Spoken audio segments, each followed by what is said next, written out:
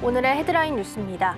미국과 이란이 한 달간의 휴전을 곧 선언할 것이라는 이스라엘 매체 보도가 나오자 금융시장이 즉각 반응했습니다.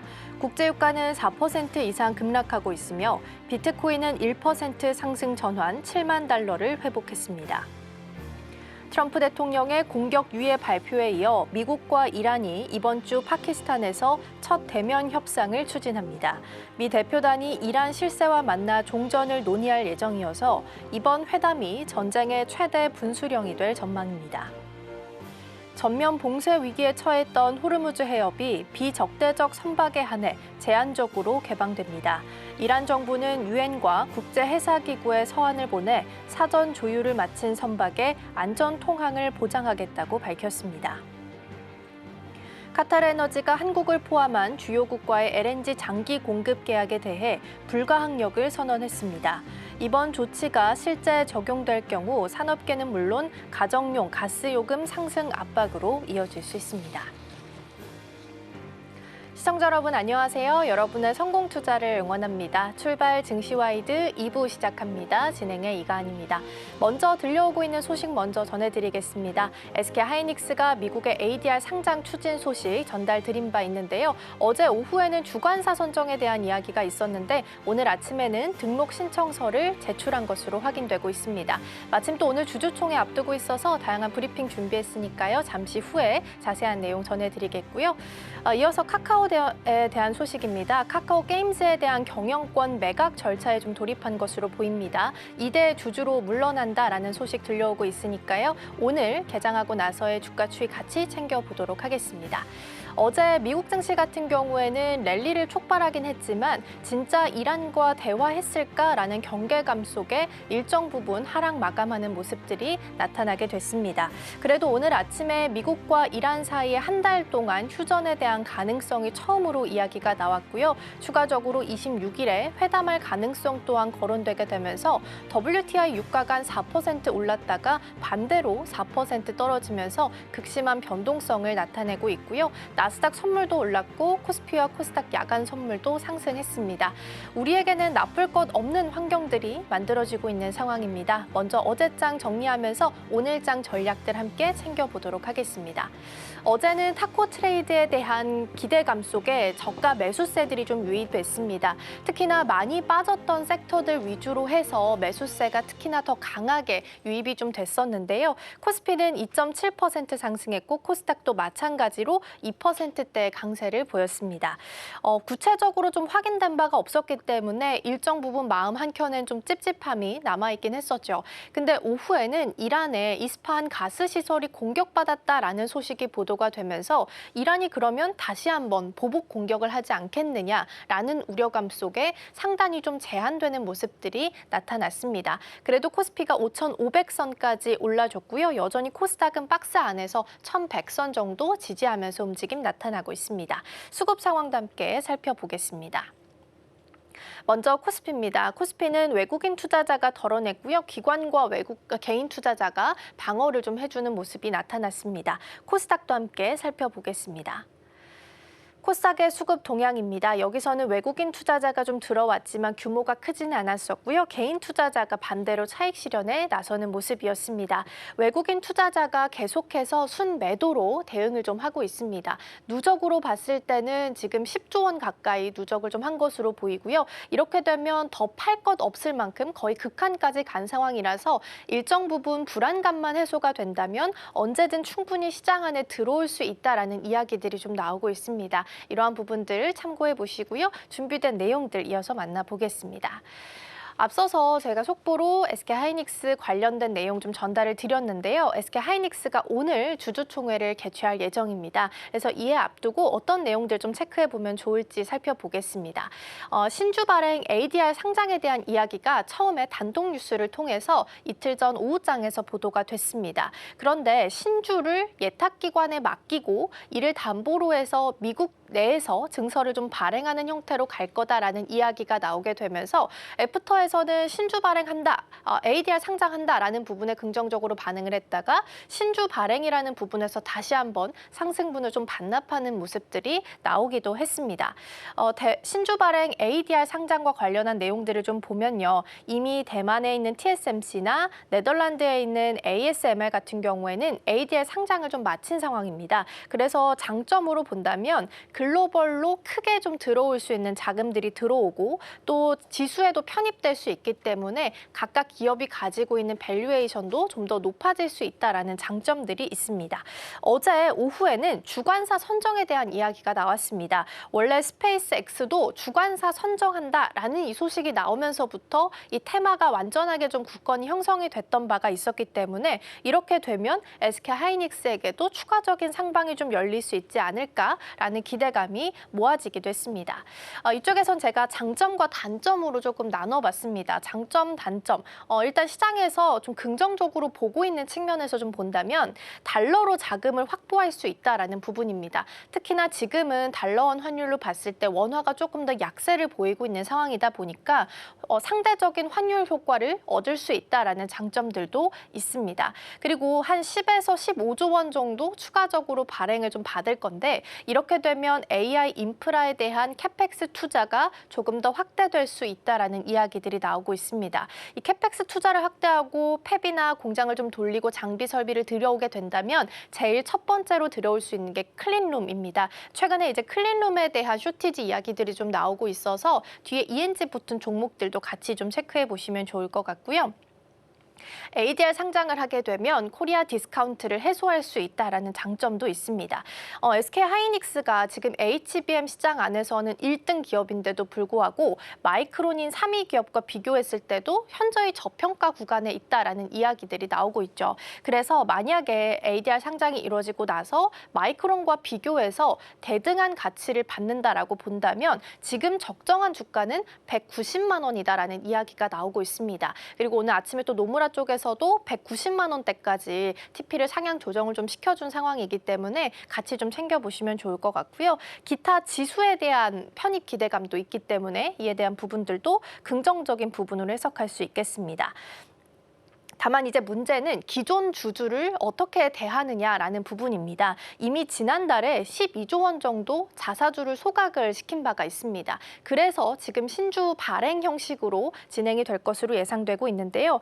그래서 신주 발행을 선택하게 되면 결과적으로는 주식 수가 늘어나는 거기 때문에 기존 주주가 가지고 있었던 지분율이 조정받을 수 있습니다. 그러면 기존에 가지고 있었던 가치가 약간은 희석될 수 있다라는 시장의 우려감이 있는 상황입니다. 단기적으로 지금 신주 발행하는 게 좀 부담스럽다라고 평가를 할 수도 있고요. 장기적으로 ADR 상장을 해서 글로벌 자금들이 들어오고 투자도 더 확대할 수 있다라는 측면에서 바라볼 수도 있어서 SK 하이닉스에 들어오는 매수세의 의미들도 같이 좀 챙겨보도록 하겠습니다. 또 오늘 주주총회가 있기 때문에 나오는 내용들도 챙겨보도록 하겠습니다. 다음 페이지 넘어가 보겠습니다. 어제 시장에서는 통신주가 여전히 강세를 좀 보였습니다. 그리고 어제는 섹터 간 결합력을 좀 보이면서 통신과 우주까지 같이 좀 파악할 수 있는 부분들이 있어서 챙겨보도록 하겠습니다.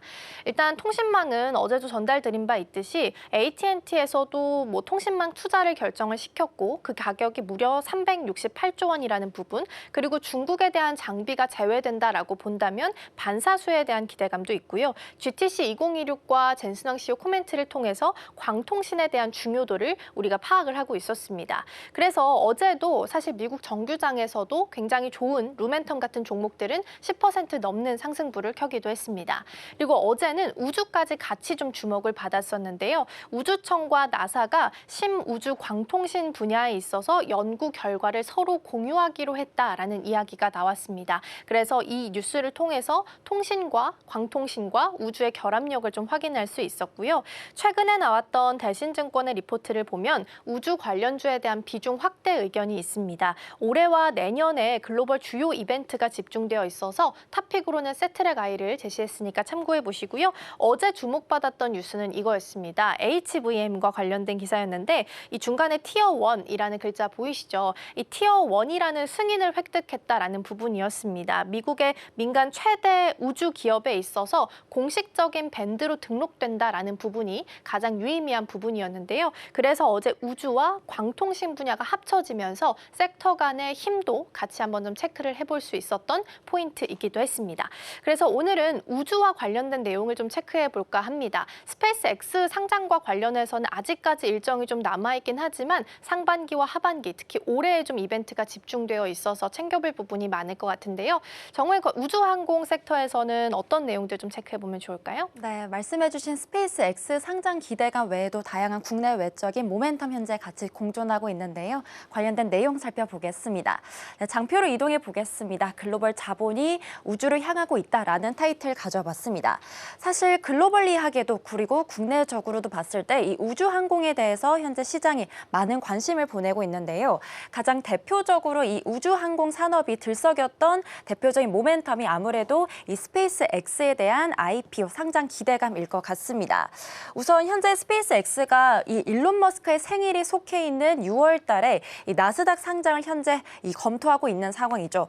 그렇다 보니까 역대 최대 IPO 도전이다라는 그런 코멘트들이 붙게 됐는데요. 기업 가치가 무려 2,500조 원에 달한다고 합니다.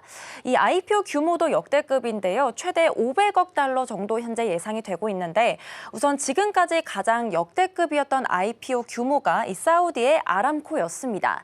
이때 기록이 290억 달러였는데 현재 스페이스 X는 무려 500억 달러에 도전을 하고 있다 보니까 이 기록까지 현재 깨지게 됩니다. 만약에 이 IPO가 무사히 승인이 된 게 된다면요. 이 단숨에 미국의 시가총액 무려 6위에 달하는 이 기업 순위 올라가게 되고요. 이 스페이스 X의 가장 많은 매출을 내주고 있는 부분이 바로 지난주 브리핑에서 언급드렸던 스타링크입니다. 이건 위성통신이죠. 그렇다 보니까 지구 곳곳에 인터넷 서비스를 전달해주는 위성이라고 생각하시면 되겠고요.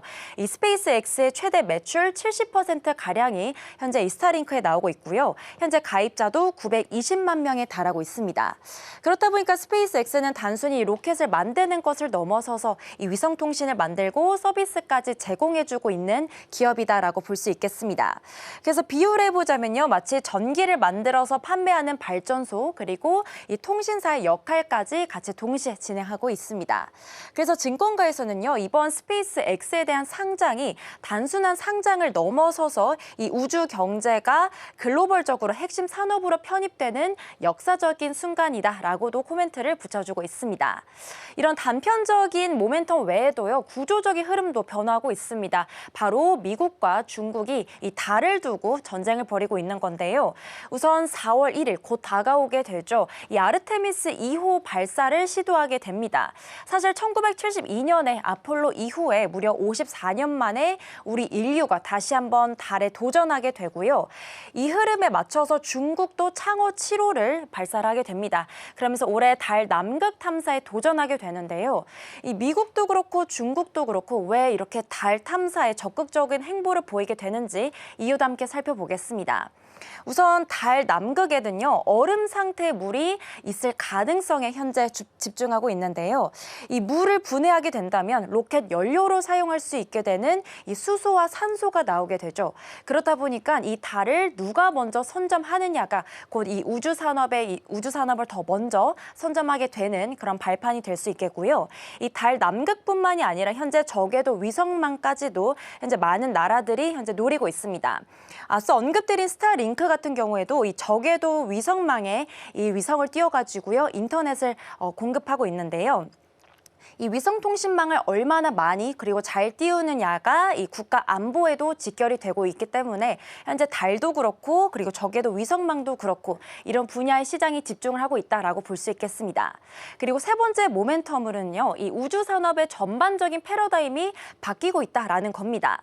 사실 기존의 우주 산업은요. 나사 같은 미국 정부 차원에서 이 막대한 예금을 들이는 그런 산업으로 자리 잡고 있었죠. 하지만 이 스페이스 X가 패러다임을 완전히 바꾸게 됐습니다. 바로 이 로켓을 재사용함으로써 이 발사하는 데 드는 비용을 10분의 1가량 줄일 수 있기 때문에 자연스럽게 이 발사되는 비용을 소형 위성 쪽에 사용하게 되면서 이 기존에는 정부 차원에서 주도했던 우주 산업들이 이제는 민간 기업에서 주도하게 되는 그런 새로운 패러다임이 생기게 된 겁니다. 이걸 우리가 뉴스페이스라고 불리게 되고요. 이 뉴스페이스 산업이 탄생하게 되면서 앞으로의 우주 항공도 전망이 무려 3배 가량 더 증가할 거다라는 이야기들까지 현재 들려오고 있습니다. 이렇게 글로벌리하게 모멘텀까지 살펴봤는데요. 우리나라는 현재 우주항공 산업에 어떤 흐름들을 보이고 있을지 다음 장표 넘어가 보겠습니다. 네, 우선 정부가 먼저 발빠르게 움직이고 있습니다. 우주항공청이요, 올해 9월까지 뉴스페이스 펀드를 2천억 원가량 조성하겠다라고 좀 얘기가 나오고 있는데요. 기존에는 81억 원이었는데 무려 25배가량 늘린 2천억 원으로 현재 키워서 이 펀드를 조성하고 있습니다. 예전 같은 경우에는요, 단순히 초창기 스타트업을 지원해줬다면요, 이제는 스타트업 단계를 넘어서서 기업 차원에서 R&D나 설비 투자를 지원하고 있는 일명 조금 더 성장하고 있는 스케일업 단계 기업들에게 이 지원을 해주겠다라는 부분들이 굉장히 특징적입니다. 그래서 우주청이 1,000억 원을 출자하게 되고요. 여기다가 민간과 해외 투자자들의 자금을 같이 매칭하는 구조로 볼 수 있겠습니다. 네, 여기다가 민간 기업 흐름까지 함께 살펴보도록 하겠습니다. 앞서 언급드렸던 스페이스X의 가장 큰 강점이요, 바로 이 수직 계열화입니다. 로켓도 만들고 위성통신도 만들고 이를 통해서 서비스까지 제공하는 이런 흐름들을요, 이 부품 조달부터 최종 서비스까지 한 기업 또는 한 계열사 내에서 모두 진행하는 걸 우리는 수직 계열화라고 부르게 되는데요. 이런 흐름이 한화그룹에서도 현재 일어나고 있습니다. 한화에어로스페이스가 발사체를 만들고요. 한화시스템이 위성통신을 만들게 되면요. 여기다가 한국항공우주인 위성 제조 역량까지 더해져서 현재 하나의 큰 흐름을 만들고 있는데요. 한화시스템이 작년에 이 카이와 함께 약 600억 원의 가량의 주식을 취득하게 됐습니다. 단순히 주식을 취득한 부분을 넘어서 시장이 더 집중하고 있는 이유가 있는데요. 바로 이 두 기업이 기존에 MOU를 이미 체결했기 때문입니다. 첨단 엔진에 대한 국산화와 이 수출용 무인기를 공동으로 개발하는 사업을 현재 추진하고 있다 보니까 이렇게 주식을 취득하고 그리고 이 MOU까지 맞물리면서 지분 취득까지 함께 맞물리다 보니까 마치 한국판의 스페이스X가 그려지고 있다라는 평가를 받고 있습니다. 네, 이렇다 보니까 한화의 이런 그림들을 통해서요, 우리나라 민간 기업 최초로 발사부터 위성과 데이터 서비스까지 전 과정을 아우르게 되는 커다란 우주 밸류체인이 현재 완성되고 있습니다. 네, 다음 모멘텀까지 살펴보겠습니다. 최근 들어서 주식장에서는요, 이 A&D 섹터라는 이름이 등장하고 있습니다. 이 영어 글자를 보시면 에어로스페이스와 디펜스의 앞글자를 딴 건데요. 바로 직관적으로 풀이해보면 우주항공과 방위산업을 앞글자를 딴 것입니다. 즉 다시 말해서 말 그대로 우주와 이 방산까지 이제 하나의 섹터로 아우르는 그런 흐름들이 나오고 있는 건데요. 사실 지난 러우 전쟁 때 앞서 언급드렸던 스타링크가 이 우크라이나군의 생명줄 역할을 하게 됐습니다. 이런 부분에 초점을 맞추다 보니까 이제는 전쟁이 단순히 무기, 이 총으로 싸우는 게 아니라 네트워크 전으로 번져가고 있습니다. 다시 말해서 이 위성통신과 정찰 위성이 멈추게 된다면 자연스럽게 이 무기도 멈추기 때문에 무용지물이 된다는 거죠. 그래서 방산 시장에서도 자연스럽게 이제는 이 위성에도 점점 더 초점을 맞추고 있습니다. 이런 흐름에 맞춰서 미국에서도요, 이 국방부 예산을 기존 70억 달러에서 340억 달러로 현재 늘리게 됐고요. 우리나라도 어떻게 흘러가는지 함께 보시면 K 방산 기업들이 수출을 통해서 들여온 자금을 자연스럽게 우주 R&D 쪽으로 유입을 해서 다시 한번 새로운 기술에 도전하고 있습니다. 이렇게 방산 기업들의 자본을 우주 쪽으로 다시 한번 투자를 하는 선순환 구조까지 현재 만들어지고 있습니다. 그렇다면 다음 장표로 넘어가서요, 마지막 밸류체인까지 함께 확인해 보겠습니다. 네, 앞서 가은 앵커님 말씀해 주신 HVM 첫 번째 기업으로 가져오게 됐는데요. 스페이스X의 공식 벤더로서 이 최상위 등급을 현재 승인을 받게 됐습니다. 티어 1 원자재 비행용이고요. 여기다가 스페이스X의 특수 금속까지 공급을 하다 보니까 현재 핵심적인 공식 벤더로 자리 잡으면서 어제 시장에 굉장히 뜨거운 관심을 받게 됐죠. 그렇다 보니까 스페이스X의 발사 횟수가 늘어나게 될수록 이 HVM에 대한 수요도 자연스럽게 증가하게 됩니다. 네, 두 번째로는 앞서 언급드렸던 한화시스템입니다. 이 한화의 커다란 밸류체인, 이 하나의 큰 그림 안에서 이 한화시스템은 위성통신을 맡고 있습니다. 한화그룹의 발사체, 위성통신 그리고 위성 제조에 아우르게 되는 수직 계열화의 중심적인 역할을 하게 된다라고 보시면 되겠고요. 시간이 갈수록 이 저궤도 위성통신에 대한 수요가 점점 더 증가하고 있습니다. 그렇다 보니까 자연스럽게 이 한화시스템이 만들고 있는 지상 안테나나 단말 쪽에 대한 수요도 같이 폭발하고 있다. 이런 부분까지 같이 체크해 보겠습니다. 네, 세 번째 기업으로는요, 파이버 프로입니다. 여기는 한 가지 더 모멘텀이 붙게 됐는데요. 광섬유 자이로스코프 관성 센서를 만들고 있는 기업입니다. 이름이 굉장히 어려운데요. 이 자이로스코프는 다시 한번 말해서 이 물체가 현재 어떻게 어디로 방향을 틀고 움직이고 있는지 이 부분을 추적하고 있는 기술입니다. 그렇기 때문에 이 부분이 우주에 붙게 된다면 이 로켓이 현재 어디에 있고 어떻게 움직이고 있는지 이런 부분을 파악을 할 수 있겠죠. 이 파이버 프로는 이런 기술을 토대로 로켓과 위성의 위치와 움직임을 정밀적으로 측정해주고 있는 장비를 만들고 있습니다. 그래서 하나 에어로스페이스와 최근에 4년간의 장기 계약을 같이 체결하기도 했고요. 수주 잔고도 계속해서 늘면서 실적에 대한 가시성도 점점 더 확대해 나가고 있습니다. 네, 마지막 기업은 세트랙 아이입니다. 어제 대신증권의 탑픽으로도 나오게 된 기업인데요. 이 세트랙 아이 같은 경우에는 지구 관측용 위성을 만듭니다. 이 단순히 위성을 만드는 게 아니라요. 위성을 통해서 어떻게 영상을 받고 이 영상에 대한 데이터를 분석까지 해주는 서비스입니다. 다시 말해서 우주에서 마치 지구를 찍어서 이 지구의 영상까지 같이 분석해주고 있다라고 보시면 되겠고요.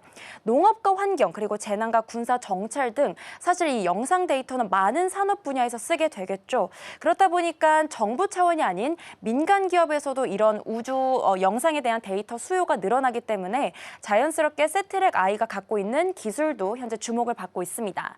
그렇기 때문에 다시 말해서 위성이 많아질수록 세트랙 아이처럼 이런 영상 분석에 대한 기술과 그리고 데이터를 잘 분석하는 기업에 대한 수혜감도 더 기대가 되고 있습니다.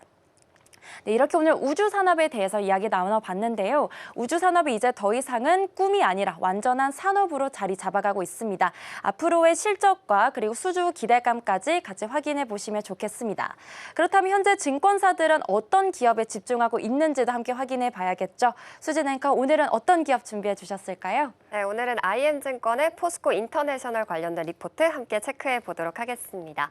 네, 지금 IM증권은 이 포스코 인터내셔널에 대한 목표 주가를 9만 원으로 상향했고요. 매수 의견 유지하고 있습니다. 리포트의 제목을 에너지 전쟁 시대 롱 포지션 기업이라고 달았는데요. 아무래도 현재 중동 전쟁이 너무나 격화되고 있다 보니까 특히 이 포스코 인터내셔널이 어떤 흐름으로 지금 사업을 펼치고 있는지 우리가 한번 체크해 봐야 될 것 같습니다. 사업에 어떤 사업을 하고 있는지 보겠습니다. 우선 글로벌 종합 사업 회사고요. 이 상품 중개 중심의 전통적인 종합 상사였는데 이제 시간이 흐를수록 글로벌 사업으로 진출을 하면서 자원, 특히 가스 분야에서 진출을 하기 시작했고요. 에너지까지 현재 다하고 있는 확장형 상사로 거듭을 나고 있습니다. 시가총액이 현재 13조 5,285억 원 정도로 찍히고 있고요. 여기서 전망을 살펴보면 지금 매출액이 2025년에 32조 3천억 원 정도로 예측이 되고 있는데 26년에는 33조 원으로 올라갈 것으로 보여집니다. 그리고 영업이익을 살펴보면은요. 전년 대비해서 한 10% 정도 오를 것으로 보여지는데 1조 1,600억 원 정도였던 것이 이제 1조 2,800조 원으로 늘어날 것으로 보여집니다. 자, 이렇게 되면서 사실 매출 전망이 그래도 긍정적으로 나오고 있는데요. 어떤 사업하고 있을까요? 하나씩 살펴보겠습니다. 네, 현재 유가 상승이 계속 나타나고 있죠. 지금 브렌트유 가격도 WTI 지수도 계속 올라가고 있는 상황에서 오히려 지금 오히려 포스코 인터내셔널은 기회를 잡고 있는 모습입니다. 미얀마 가스전을 2013년부터 이 중국의 국영 석유 회사와 30년간 판매 계약을 맺고 있습니다. 그러니까 중국의 이 LNG 관련된 가스 지수를 납품을 하는 건데 지금 국제 유가가 일단 50%를 반영이 됩니다. 가격을 살펴보면 국제 유가 50%, 미국 생산자 물가 지수, 그리고 소비자 물가 지수가 40% 반영이 되고요. 기본 상수가 10% 더해지면서 가스의 판매 가격이 결정이 됩니다. 결국에는 지금 유가 가격의 자체가 50%가 배당이 되기 때문에 유가가 오를수록 가격 자체가 올라갈 수밖에 없는 구조입니다. 그래서 직전 12개월의 이동평균 유가에 연동이 돼서 가격이 측정이 되는데 이 부분을 그래프를 통해서 한번 살펴보도록 하겠습니다. 두바이유 가격이 지금 파란색 선으로 나타나고 있고요. 회색 선으로 12개월 이동평균선이 나타나고 있습니다. 두바이 오일 같은 두바이유 가격 그래프 자체는 급락이 좀 크게 발생하죠. 등락 자체가 좀 잘 나타나고 있는 그래프인데요.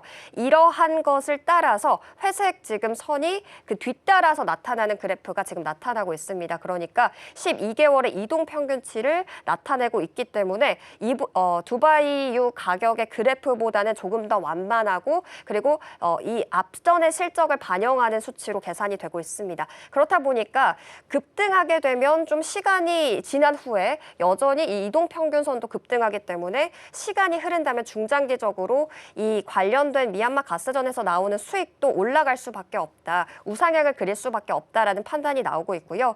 30년의 장기 판매 계약이기 때문에 아무래도 중장기적인 성장 동력이 될 수밖에 없다라는 것이 증권가들의 의견입니다. 자, 그리고 LNG 관련해서 더 살펴보도록 하겠습니다. 다음 장에서 보도록 할게요. 지금 인천에 LNG 발전 자체도 하고 있는데요. 그러니까 LNG 가스 자체를 채굴하는 것뿐만 아니라 발전도 진행을 하고 있습니다. LNG 복합 발전 7기가 운영 중인데 유가가 오르게 되면 5, 6개월의 시차를 반영을 하면서 전력 도매 가격인 SMP 가격도 상승하게 됩니다. 이 SMP 가격이란 한전이 발전소에서 전기를 사오는 도매가를 말하는데요. 여기서 발전소가 바로 이 포스코 인터내셔널이 되겠습니다. 그러니까 포스코가 지금 한전에 납품을 하는 이 전기 가격 자체도 올라갈 수 있기 때문에 이 부분에서의 수익도 잘 나올 수 있다라는 전망 나오고 있고요. 발전 사업 자체에서도 수익성 개선이 가시화되고 있다 보니까 이 부분에 대한 실적도 기대가 되고 있습니다. 그리고 현재 트럼프 2.0 시대가 나타나게 되면서 LNG 트레이딩에 대한 기대감도 커지고 있는데요. 작년 9월에 연간 100만 톤 규모의 알래스카산 LNG 20년 공급 예비 계약을 체결한 바가 있습니다. 그리고 이 예비 계약이 올해 안으로 사업의 투자 최종 결정인 FID가 이제 체결이 될 전망이고요. 이렇게 된다면 직접 확보한 가스를 전 세계에 팔 수 있는 트레이딩 기회를 확보하게 됩니다. 굉장히 엄청난 기회를 갖게 되는 거고요. 이미 지금 포스코 인터내셔널은 셰니에르 에너지, 그러니까 미국의 굉장히 큰 LNG 기업 등으로부터 연간 110만 톤의 물량도 이미 확보해낸 상태입니다. 그렇기 때문에 지금 이러한 모멘텀들이 함께 붙게 되면 공급망 자체가 확대가 되게 되면서 밸류에이션 가치도 상승할 수 있다라는 것이 증권가들의 판단입니다. 자, 그러면 해외 시장의 모습도 살펴보도록 할게요. 다음 장 보도록 하겠습니다. 지금 해외 시장에서는 특히 히토류 관련된 모멘텀이 굉장히 부각을 받고 있는데요. 전기차의 심장인 구동 모터의 핵심 소재가 바로 중히토류입니다. 그런데 이 중히토류 공급망을 구축하는데 지금 포스코 인터내셔널이 대규모 투자를 하고 있다라는 소식이 나왔습니다. 이 중히토류라는 것은요, 어떤 거냐면 전기차가 이렇게 작동을 하기 위해서는 이 모터가 굉장히 필수적입니다. 그런데 이 모터에 자석이 들어가게 됩니다. 그런데 이 자석이 모터가 가동되기 시작하면 열을 너무 많이 발생하다 보니까 자력을 잃게 되게 되고요. 자력을 잃게 되면 전기차 구동 자체가 어려워집니다. 이러한 현상을 막기 위해서 중히토류가 들어가게 되면 자력을 오랫동안 유지할 수 있게 되는 건데요. 그렇기 때문에 중히토류가 굉장히 중요합니다. 이 고온에서도 자석의 성질을 유지하게 하는 필수 소재로서 굉장히 부각을 받고 있는 원재료긴 하지만 중국의 의존도가 높다는 게 굉장히 단점이었습니다. 그런데 지금 250억 원 규모의 기업형 벤처 캐피탈 펀드를 조성했고요. 이것의 일환으로 국내 히토류 분리정세 전문 기업에 80억 원의 투자까지 이뤄내게 됐습니다. 본격적으로 히토류 관련된 분야에서 적극적으로 투자를 하기 시작했고요. 국내에서도 이제 독자적인 분리정세 기술력을 확보하게 됐습니다. 자, 그리고 이것이 글로벌 네트워크로 확장하는 움직임도 포착이 되고 있습니다. 미국에서 이 미국의 리엘리먼트사와 협력을 하게 되면서 2030년까지 3,000톤 규모의 히토류 산화물 공급 체계를 구축할 예정이고요. 동남아에서도 말레이시아나 라오스 등 이 동남아 전역 원료 조달망을 확대하게 되면서 연간 10,000톤 이상의 생산 능력을 목표로 하고 있습니다. 이렇게 된다면 광산과 분리정제 그리고 연구 자석, 모터 코어까지 완벽한 수직 계열화를 이루게 되면서 히토류 분야에서도 수익이 창출될 수밖에 없다라는 이야기가 나오게 되는 상황입니다. 자, 이렇게 지금 히토류 관련된 분야까지 진출을 하게 되면서 아무래도 포스코 인터내셔널 입장에서는 이 중동 전쟁이 각화됨에 따라 유가 상승, 그리고 이 원자재 공급 불안정함에 따라서 가격이 상승하게 되는 효과가 오히려 긍정적으로 반영되는 모습이 나타나고 있는데요. 그렇다면 전거래일의 움직임도 함께 확인해 보도록 하겠습니다. 포스코 인터내셔널 전거래일 1.3% 정도 하락했고요. 75,900원 선에서 종가를 형성했습니다. 지금 대체 에너지에 대한 수요가 늘어나고 있는데 사실 LNG 관련된 지금 카타르 공장에 대한 이슈도 계속 나타나고 있죠. 그렇기 때문에 아무래도 유가 가격 상승 그리고 지정학적 불안정에 대한 모멘텀은 계속해서 나아갈 것으로 보여집니다. 그렇기 때문에 앞으로 이 위기를 기회로 바꿀 수 있는 포스코 인터내셔널의 향후 움직임도 체크해 보셔야 되겠습니다. 지금까지 와이드 리포트였습니다.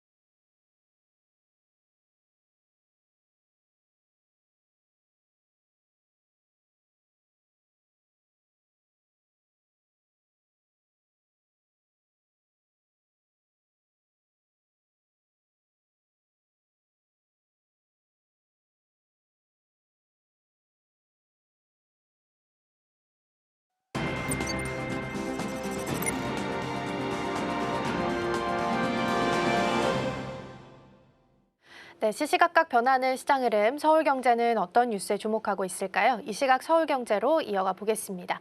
이정우 앵커 나와 계십니다. 어서 오세요. 안녕하세요. 네, 오늘 첫 번째로는 삼성전자 파운드리 이야기해 보도록 하겠습니다. 어제 이나노 파운드리에 대한 수율이 지금 60% 이상을 달성했다는 소식이 전달이 됐습니다. 지난해 하반기만 하더라도 20%대를 유지하다가 한 반년 만에 3배 이상 성장한 비결도 체크를 좀 해봐야 될 것 같은데요. 어떤 내용일까요?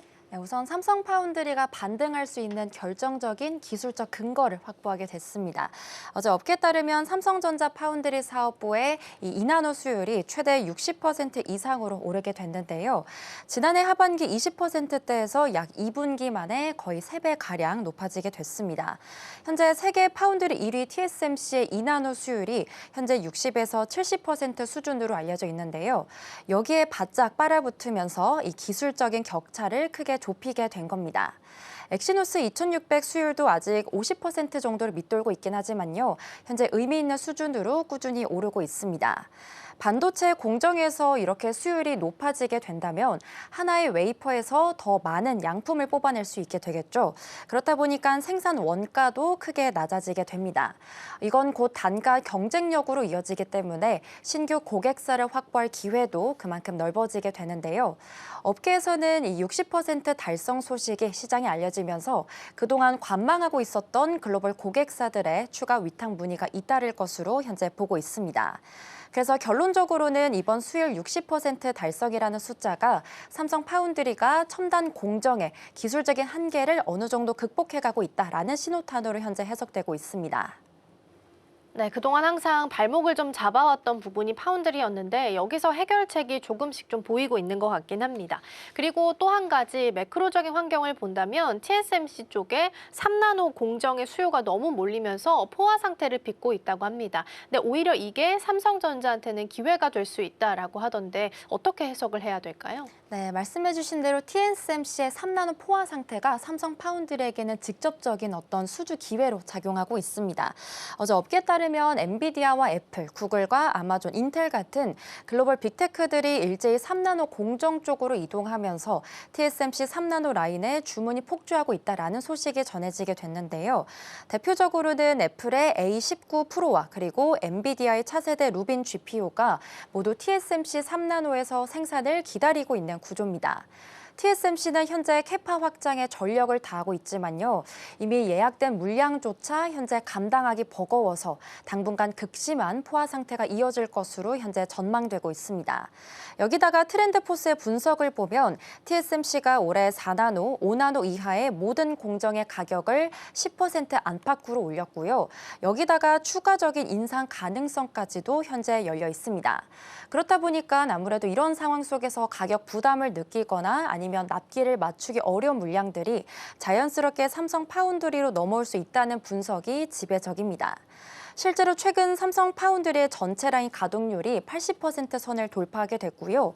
여기다가 주요 선단 공정은 사실상 풀가동에 가깝게 돌아가고 있기도 합니다. 그래서 요약해보자면 TSMC의 병목 현상과 그리고 삼성의 수요율 개선이 함께 만나면서 이번에 삼성 파운드리가 이런 AI 반도체 수요를 본격적으로 흡수하고 있습니다. 네, 삼성전자한테도 오히려 기회가 좀 올 수 있다라는 부분 좀 짚어봤고요. 또 최근에 머스크 CEO가 테라팹에 대한 설계도 이야기를 좀 꺼내놨습니다. 초대형 반도체 공장을 짓겠다라는 거고요. 한 자리에서 설계부터 해서 제작까지 다 마치겠다라는 구상을 좀 하고 있는 상황입니다. 이게 삼성 파운드리에게는 어떤 영향을 줄 수 있을지도 살펴봐야 될 것 같거든요. 네, 시장에서는 단기적인 타격보다는 오히려 중장기적으로 봤을 때 반도체 시장의 확대의 어떤 신호로 현재 해석하고 있습니다. 머스크 CEO는 최근에 역사상 가장 거대한 반도체 생산 프로젝트를 하면서 자동차와 로봇, 우주용 반도체를 모두 자체적으로 설계하고 제조하겠다라고 밝히게 됐습니다. 하지만 업계 전문가들은요, 그 실현 가능성에 커다란 물음표를 달고 있습니다. 2나노 첨단 파운드리 공장을 짓고 양산까지 가는 데는 막대한 자본도 들고요. 또 최소 수년간의 시간이 걸립니다. 여기다가 무엇보다도 현재 전 세계적으로 반도체 기술 인력이 턱없이 부족한 상황인데요. 삼성전자는 이미 내년 하반기부터 테슬라의 차세대 AR6 칩을 양산하기로 계약이 되어 있다 보니까 우선 당장의 협력 관계에는 커다란 문제는 없습니다. 오히려 반도체 업계에서는 이런 테슬라 일론 머스크의 발언을 다른 관점에서 긍정적으로 해석하고 있습니다. 외부에서 칩을 공급받기가 너무 어렵다 보니까 직접 만들겠다라고 할 만큼 현재 AI 반도체 수요가 시장의 예상보다 훨씬 더 폭발적으로 팽창하고 있다는 뜻이고요. 여기다가 글로벌 반도체 시장 규모 자체도 29년도까지는 연평균 9.4%씩 고성장할 것이라는 전망까지 함께 나오고 있습니다. 그래서 정리해보자면 테라팹 선언은 삼성 파운드리의 잠재적인 위협이라기보다는 이 전방적인 산업의 수요가 견고해지고 있다라는 뜻으로 해석해 볼 수 있겠습니다. 네, 테라팹 산업에 대해서 단기적으로 봤을 때는 경쟁사로 볼 수 있겠지만 장기적으로 봤을 때는 칩 인플레이션을 통해서 삼성전자 또한 수혜를 받아갈 수 있다는 측면에서 살펴봤고요. 삼성전자 같은 경우에는 구글이랑 마이크로소프트 같이 해서 장기 메모리 계약 체결 소식이 아침에 전달이 좀 되기도 했습니다. 참고해 보시고요. 100억 달러 이상 선불금을 받을 가능성이 포함이 되었다고 하니까 이 부분도 같이 체크해 보시죠. 넘어가서 조선 쪽 하나오션 이야기해 보도록 하겠습니다. 스위스의 그 압축기를 전문으로 하고 있는 기업과 LNG 관련한 계약을 맺었다라고 하는데요. 처음으로 상업 적용되는 기술이라고 합니다. 어떤 내용인지 살펴주시죠. 네, 우선 차세대 LNG 운반선의 친환경 기술 표준을 선점하는 계약이라고 볼 수 있겠습니다. 어제 스위스 부르카르트 컴프레션은요, 하나오션으로부터 17만 4천 세제곱미터급의 LNG 운반선 7척에 들어갈 핵심 설비 14대 공급 계약을 체결했다고 밝혔습니다. LNG 운반 중에 자연스럽게 기화되는 가스를 처리하는 BOG 압축 시스템인데요. 이번에 도입되는 330바 초고압 시스템이 이렇게 상업용 선박에 적용되는 건 세계 최초라고 합니다. 이 시스템은 에버런스의 최첨단 고압가스 분사 엔진과 그리고 프랑스 GTT사의 화물창 시스템과 함께 유기적으로 연동되는 구조로 현재 설계가 됐고요. 이를 통해서 온실가스의 주범이었던 메탄 슬립을 최소화하고 또 연료 효율을 획기적으로 끌어올릴 수 있다고 합니다. 아무래도 갈수록 까다로워지고 있는 국제 환경 규제에 선제적으로 그리고 가장 완벽하게 대응할 수 있는 무기를 장착하게 됐다라고 볼 수 있겠는데요. 여기다가 특히 주목해 볼 만한 점은 글로벌 핵심 기자재 기업이 자사의 최신 기술의 첫 데뷔 무대로 이렇게 하나오션의 선박 플랫폼을 선택했다는 점입니다. 그래서 결론적으로는 글로벌 기업들이 이렇게 하나오션의 엔지니어링 역량을 전적으로 신뢰하고 있다라는 뜻으로 해석해 볼 수 있겠습니다. 네, 새로운 표준을 주도해 나간다라고 볼 수 있을 것 같고요. 거기다가 어제는 초대형 가스 운반선을 고객사에게 안정적으로 인도했다라는 소식도 같이 들리기도 했습니다. 이건 어떤 의미로 좀 해석을 해볼 수 있을까요? 네, 우선 선박이 얼마나 유연하게 진화할 수 있는지 이런 부분을 보여주는 사례로 현재 해석이 되고 있는데요. 어제 글로벌 LPG 운송사 도리안 LPG는 하나오션으로부터 9만 3천 세제곱미터급의 듀얼 연료 초대형 가스 운반선인 아레이온을 인도받게 됐습니다. 이 선박은 하나의 배로 LPG와 무탄소 연료인 암모니아까지 모두 운송할 수 있는 하이브리드형 겸용 선박입니다. LPG를 연료로 쓰게 되면 기존의 벙커 CU 대비해서 이산화탄소 배출을 20% 정도 줄일 수 있고요. 또 여기다가 황산화물과 미세먼지까지도 크게 감소할 수 있습니다. 도리안 LPG는 이번 선박 인도로 전체 선대에서 듀얼 연료 선박 비중을 20% 이상까지 현재 대폭 끌어올리게 됐는데요. 최근에 중동 지역의 군사적 긴장으로 인해서 아무래도 에너지 공급 불안이 커지고 있죠. 그렇다 보니까 이러한 친환경, 고효율, 그리고 다목적 선박에 대한 수요도 함께 구조적으로 커지고 있습니다. 그래서 요약해보자면 차세대 압축기 기술 계약과 그리고 친환경 듀얼 연료 선박 인도가 이렇게 연이어 성공적으로 마무리가 되고 있고요. 이러면서 하나오션의 건조 역량이 시장에서 완벽하게 증명되고 있습니다. 네, 이런 기술력을 인정받아서였을까요? 미국에 있는 간판 시사방송이라고 불리는 60분, 60minutes라는 곳에서 하나오션의 필리 조선소를 대대적으로 보도하고 나섰다라고 합니다. 과연 어떻게 평가를 한 건지 살펴보겠습니다. 네, 우선 최근 들어 쇠락하고 있던 미국 조선업의 현실이 여실히 드러난 가운데 이 트럼프 대통령의 황금함대 구상까지 맞물리면서 한국에 대한 의존이 더욱더 분명해지고 있다라고 볼 수 있겠습니다. 미국 CBS 60분은 필라델피아 하나조선소를 직접 찾아가서요. 한국의 압도적인 생산성과 기술력을 집중적으로 조명했습니다. 진행자 레슬리 스탈은요. 미국 조선 산업을 살리기 위해서 한국에 기대고 있다는 점을 사실상 인정하게 됐고요. 이 흐름은 정책으로도 이어지게 됐습니다.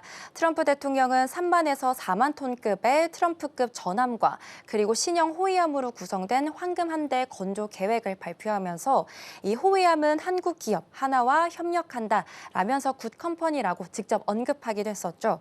그렇다 보니까 특히 이 황금 한 대는 중국 해군력 확장에 대응하기 위한 전략으로 꼽히고도 있고요.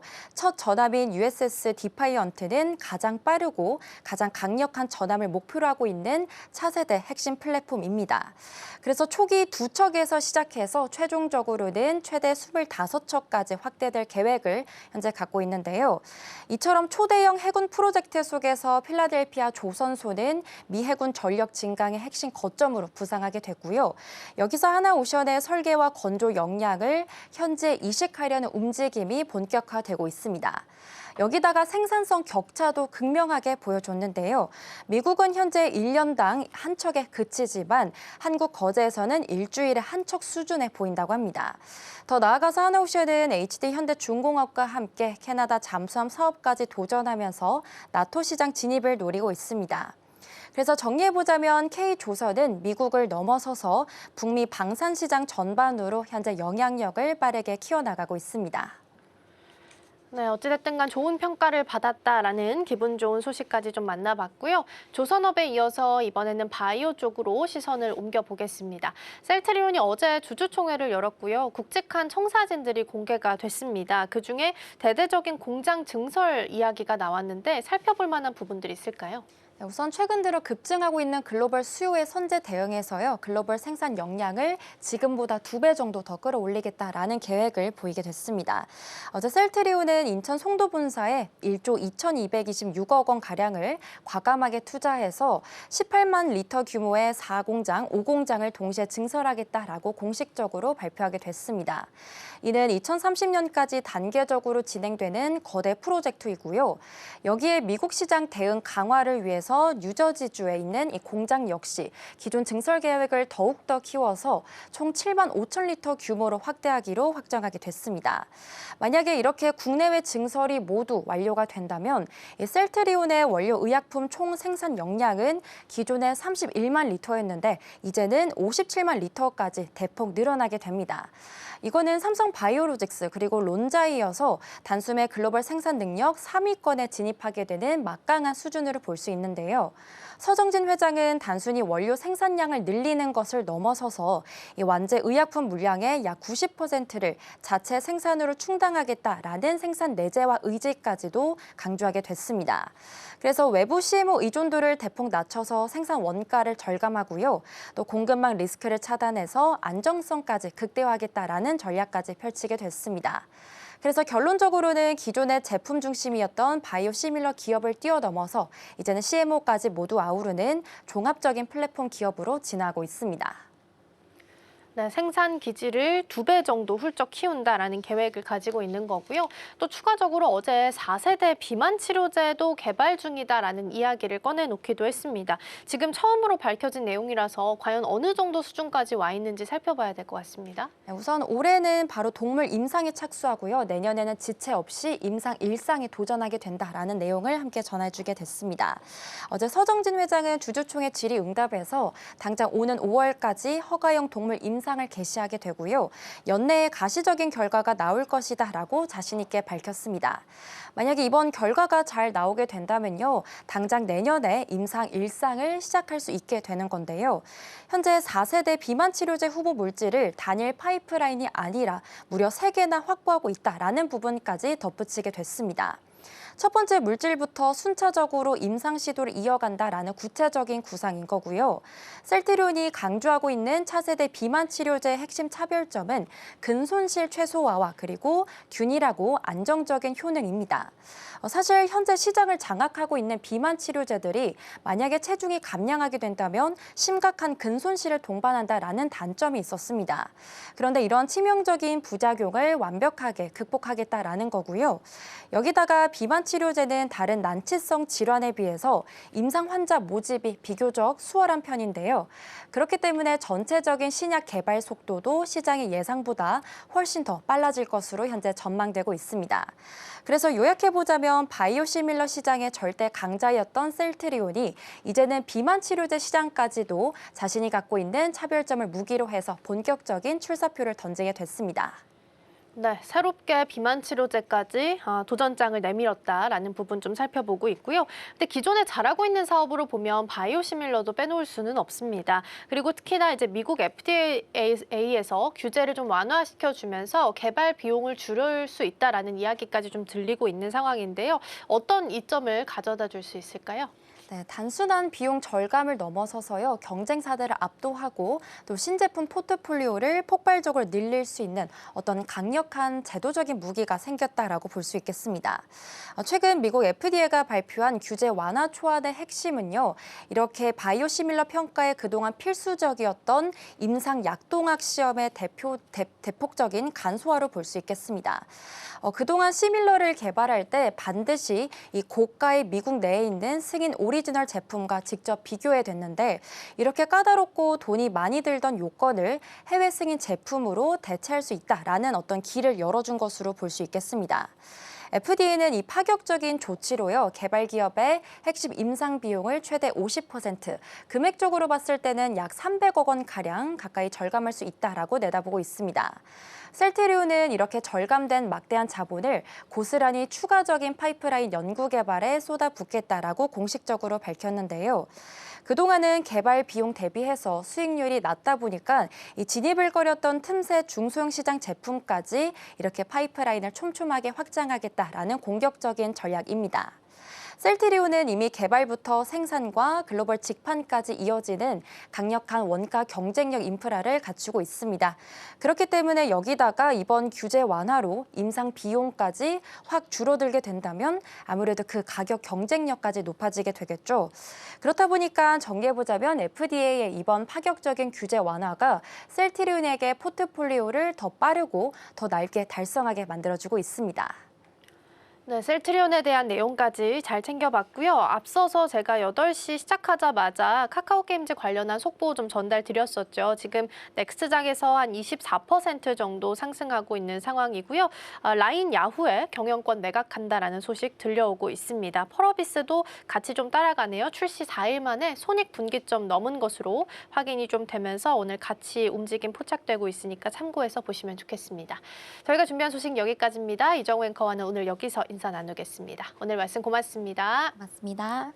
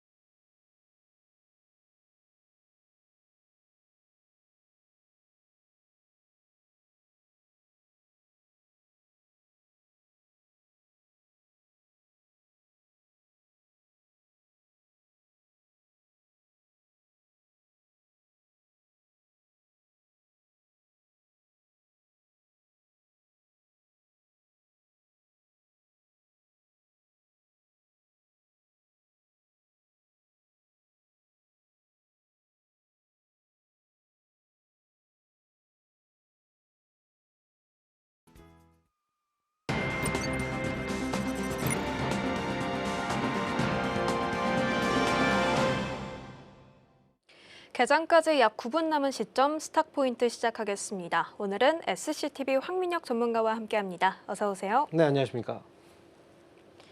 네, 뉴욕 증시는 하루마다 온도가 바뀌고 있네요. 간밤에는 종전 협상이 다시 불투명해지기 시작하자 3대 지수는 일제히 하락하고 말했습니다.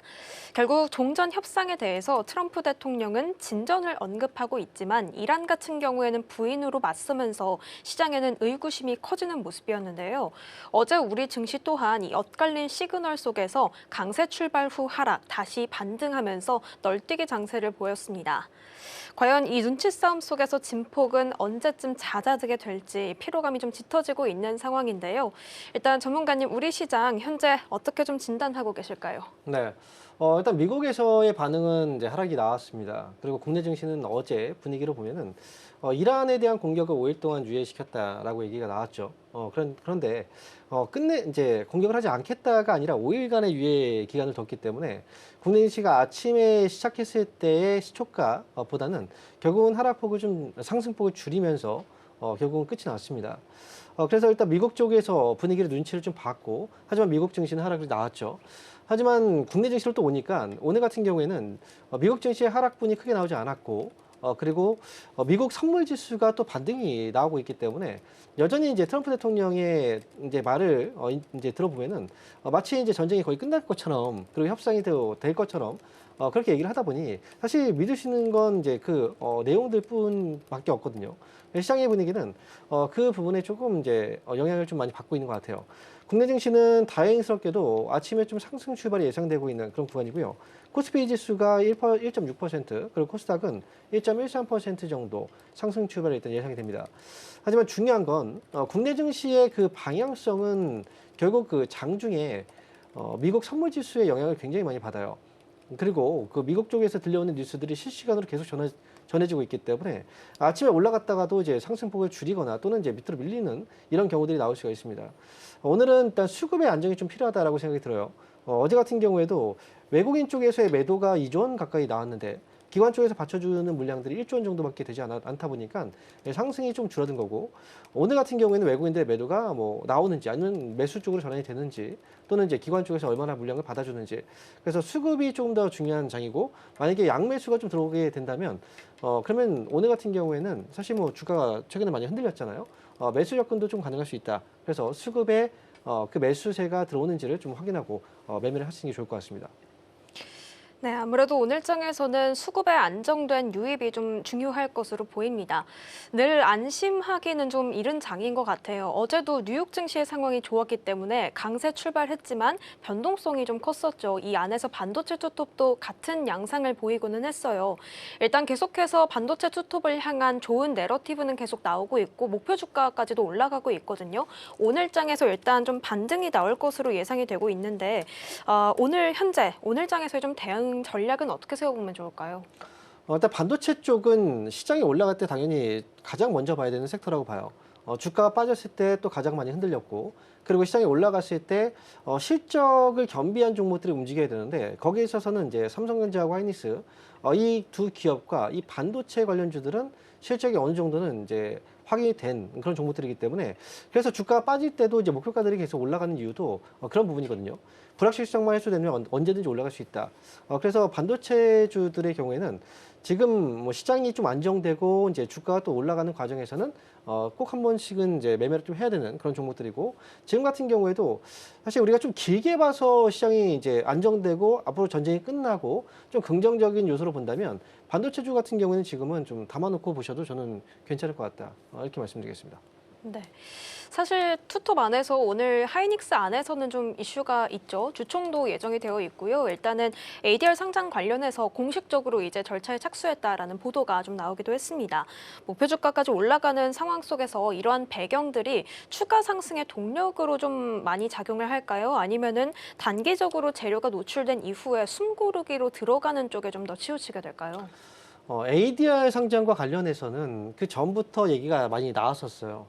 그 전에 나왔던 얘기는 이제 보유하고 있는 자사주를 토대로 해서 지금 ADR 상장을 얘기했었는데, 이번에는 이제 신주 발행을 통해서 또 ADR 상장을 하겠다는 얘기들이 나오고 있거든요.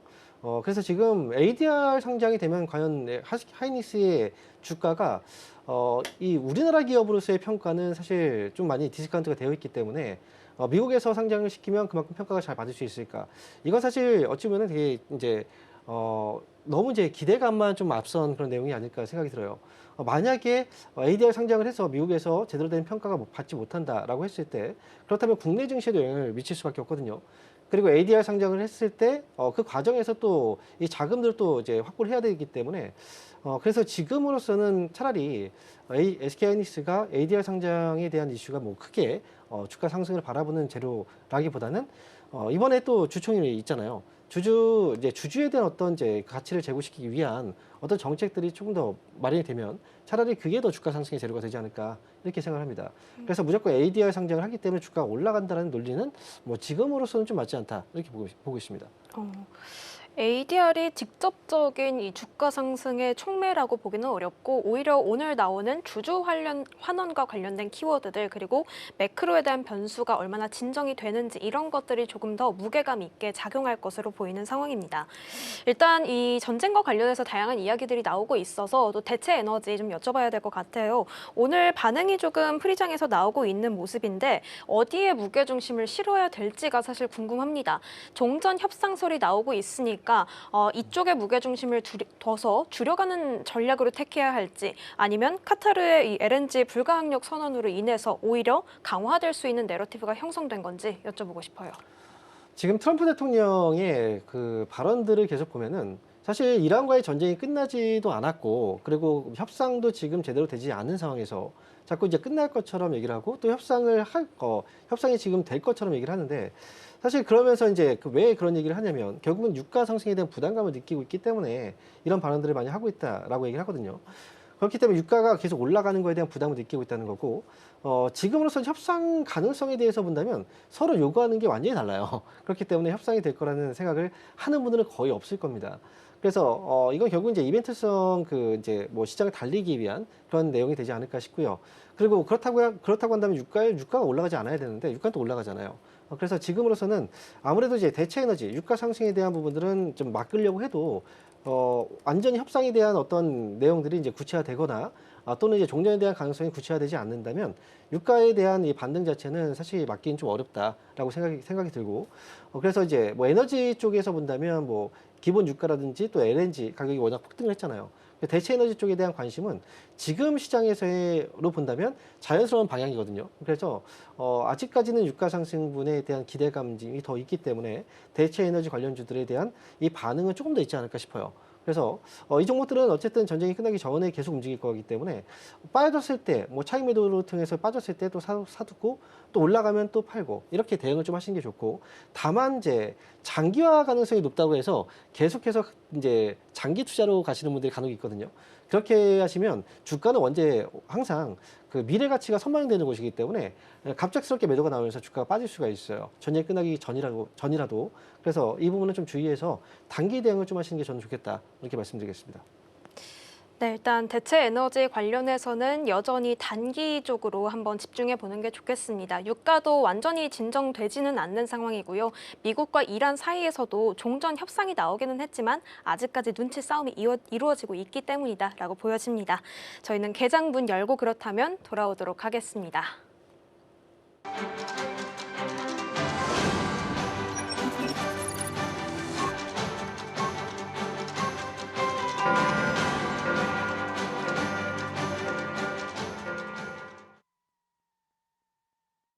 네, 3월 25일 수요일 우리 시장 문을 열었습니다. 일단은 뉴욕 증시와 국내 증시 여전히 호재와 악재 사이에서 변동성이 좀 큰 모습들이 나타나고 있습니다. 그래도 일단은 트럼프 행정부가 이란과 한 달간의 휴전을 선언한 뒤에 이 15가지의 요구사항을 논의하는 방안을 이란 측에 제출한 것으로 알려져 있는 만큼 일단은 좀 실질적인 협상에 대한 밑그림이 나오고 있구나라는 게 좀 받아들여지고 있는데요. 오늘 우호적인 하루가 이를 바탕으로 좀 흘러가기를 기대해 봐야겠습니다. 저희는 그렇다면 현재 시장 분위기 한번 좀 살펴봐야겠습니다. 지수부터 먼저 체크해 볼 텐데요. 일단은 양시장 상승 출발하고 있습니다. 코스피는 2%대의 상승세 보이고 있고요. 코스닥은 강보합에서 머물고 있습니다. 1132선에서 움직이고 있고 코스피 같은 경우에는 5600선 회복해준 모습들 나타나고 있습니다. 자, 다음은 시가총액 상위주들의 움직임 이어서 체크해 보도록 하겠습니다. LG 에너지 솔루션을 제외한 4가지 종목들은 현재 빨간불을 켜고 있는데요. 어제 이제 2차 전지 안에서는 공급 계약 이슈가 나오게 됐고 ESS 관련한 기대감 그리고 탈중국화 키워드까지 겹치게 되면서 2차 전지 쪽에 훈풍이 좀 돌았었는데 지금 LG 에너지 솔루션 다시 빨간불로 전환을 하면서 강보합에서 움직이고 있습니다. 삼성전자와 SK하이닉스 각각 2% 가까운 그리고 3%대의 상승세 시연해주고 있고요. 현대차가 4%대의 강한 상승 탄력을 나타나고 있습니다. 자, 코스닥 시가총액 상위주들의 움직임 이어서 체크해 보도록 하겠습니다. 삼천당제약은 프리장에서 정말 강력한 시세를 뿜어줬는데요. 일단은 현재 보합권에 위치한 모습들이 나타나고 있고 에코프로 형제들은 각각 1% 그리고 모두 1%대의 상승률 현재 시연해주고 있습니다. 알테오제는 약세입니다. 0.91% 하락하면서 35만 2,250원 선에서 현재 움직이고 있고요. 마지막으로 레인보우 로보틱스는 1%대의 상승 탄력 나타내면서 60만 원 선 현재 지켜주고 있는 모습이 나타나고 있습니다. 자, 이어서 그렇다면 수급 상황으로 넘어가 보도록 하겠습니다. 코스피 매매 동향인데요. 외국인의 매수세가 드디어 돌아와 줬습니다. 어제까지 했을 때 4거래일 연속 물량을 던지고 있었는데 일단은 유가증권 시장에서 외국인과 기관이 함께 담아주는 흐름들을 택하고 있습니다. 이 수급이 지금 장 마감할 때까지 유지가 되는지 우리는 한번 체크를 해봐야겠고요. 개인은 오늘 시장에서 1,800억 원가량 물량을 던지면서 차익 실현에 나서고 있습니다. 자, 코스닥 매매 동향 이어서 짚어보도록 하겠습니다. 네, 코스닥은 반대되는 양상이 나타나고 있는데요. 외국인과 기관의 동반 매도세가 보여지고 있고 개인은 코스닥에서 560억 원가량 물량을 담아가는 흐름들을 택하고 있습니다. 자, 일단은 어제와 마찬가지로 강세 출발로 우리 시장 움직이고 있는데요. 전반적인 개장 분위기는 좀 어떻게 보고 계실까요? 네, 다행히도 미국 증시는 떨어졌지만 국내 증시에 미국의 그 선물지수의 그 상승이 영향을 좀 주고 있는 것 같아요. 어제 같은 경우에 국내 증시가 또 이제 상승분이 원래 이제 미국 증시의 상승분하고 비교했을 때 크지는 않았거든요. 보통 미국 증시가 올라갈 때 보통 5배 정도 올라가고 떨어질 때는 이제 5배 정도가 또 떨어지는 이런 경우들이 지금 3월 초부터 발생이 되고 있죠. 하지만 이제 최근에 동향을 본다면 미국 증시의 분위기는 어쨌든 이제 좀 진정되고 있는 분위기긴 해요. 낙폭이라든지 또 올라갈 때도 사실은 이제 좀 제한적이긴 하지만 국내 증시가 그래서 미국 증시는 계속해서 좀 약세 분위기가 나오고 있는 과정에서도 그동안 또 워낙 강했기 때문에 이 상승에 대한 기대감을 좀 많이 반영하고 있는 증시가 바로 국내 증시라고 볼 수가 있겠고요. 오늘 코스피 지수가 아침에 올라간 폭을 보면은 2.2% 정도 의 반등이 나오고 있거든요. 하지만 여전히 이제 5,600포인트대 지금 현재 진입을 하고 있고 지난번 같은 경우에 6,000포인트 가까운 자리에서 빠졌단 말이죠. 시장의 방향이 이제 전환되는 시점을 보통 5,700포인트라고 그 전부터 얘기를 했었는데 오늘 같은 경우에는 이제 5,700포인트 근처에 또 있기 때문에 오늘 장중에 5,700포인트를 좀 넘어가는지 이 부분도 좀 확인이 필요하다라고 생각이 들고요. 5,700포인트가 넘어가게 된다면 시장은 조금 더 안도하는 분위기로 갈 수가 있습니다. 그렇다면 수급도 좀 더 원활할 수 있고요. 그리고 오늘 시장에서의 수급을 보면은 외국인들이 오늘 다행히도 사고 있거든요. 근데 865억 정도의 매수라고 하면 어제 매도한 금액이 2조 원 정도입니다. 최근에 계속 조 단위로 매도를 하고 있는데 거기에 비해서 800억 정도라면 언제든 다시 또 매도로 전환될 수가 있어요. 그래서 이 수급이 계속 유지가 되는지가 일단 중요하고요. 보통 한 3천억에서 4천억 정도 매수가 들어오게 된다면 거기서는 이제 매도 쪽으로 바뀌는 경우들은 별로 많지는 않아요. 그러니까 지금 장 초반부터 해서 외국인들이 3천억 이상 매수가 들어온다라고 한다면 그러면 오늘 외국인들은 매수를 하는구나라고 생각을 하셔도 좀 무관하다 이렇게 보고요. 그렇다면 이제 거기서는 종목들을 좀 매수하는 것도 좀 가능하다.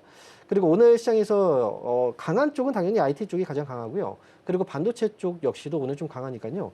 반도체주들도 오늘 많이 올라가는 건 아닙니다. 최근에 많이 떨어졌기 때문에 뭐 떨어질 때 매수하는 것도 좋지만 요즘에는 떨어지고 나서 하락을 좀 잡을 때 매수하는 게 오히려 좀 안전할 수 있어요. 그러니까 오늘 같은 경우에도 주가가 뭐 크게 오르지 않는다. 뭐 지금 많이 떨어진 상태에서 그렇다면 반도체 관련 주들에 대해서는 접근도 가능할 수 있다. 이렇게 말씀드리겠습니다. 역시나 이 수급이 잘 장 마감까지 유지가 되는지가 좀 오늘의 관전 포인트가 되겠습니다. 어제도 강세 출발을 했다가 중간에 이제 불확실성이 나오게 되면서 하락 전환했었기 때문에 지금 우호적인 출발이 나오고는 있지만 동시에 또 긴장을 늦출 수만은 없는 상황들이 좀 펼쳐지는 듯합니다.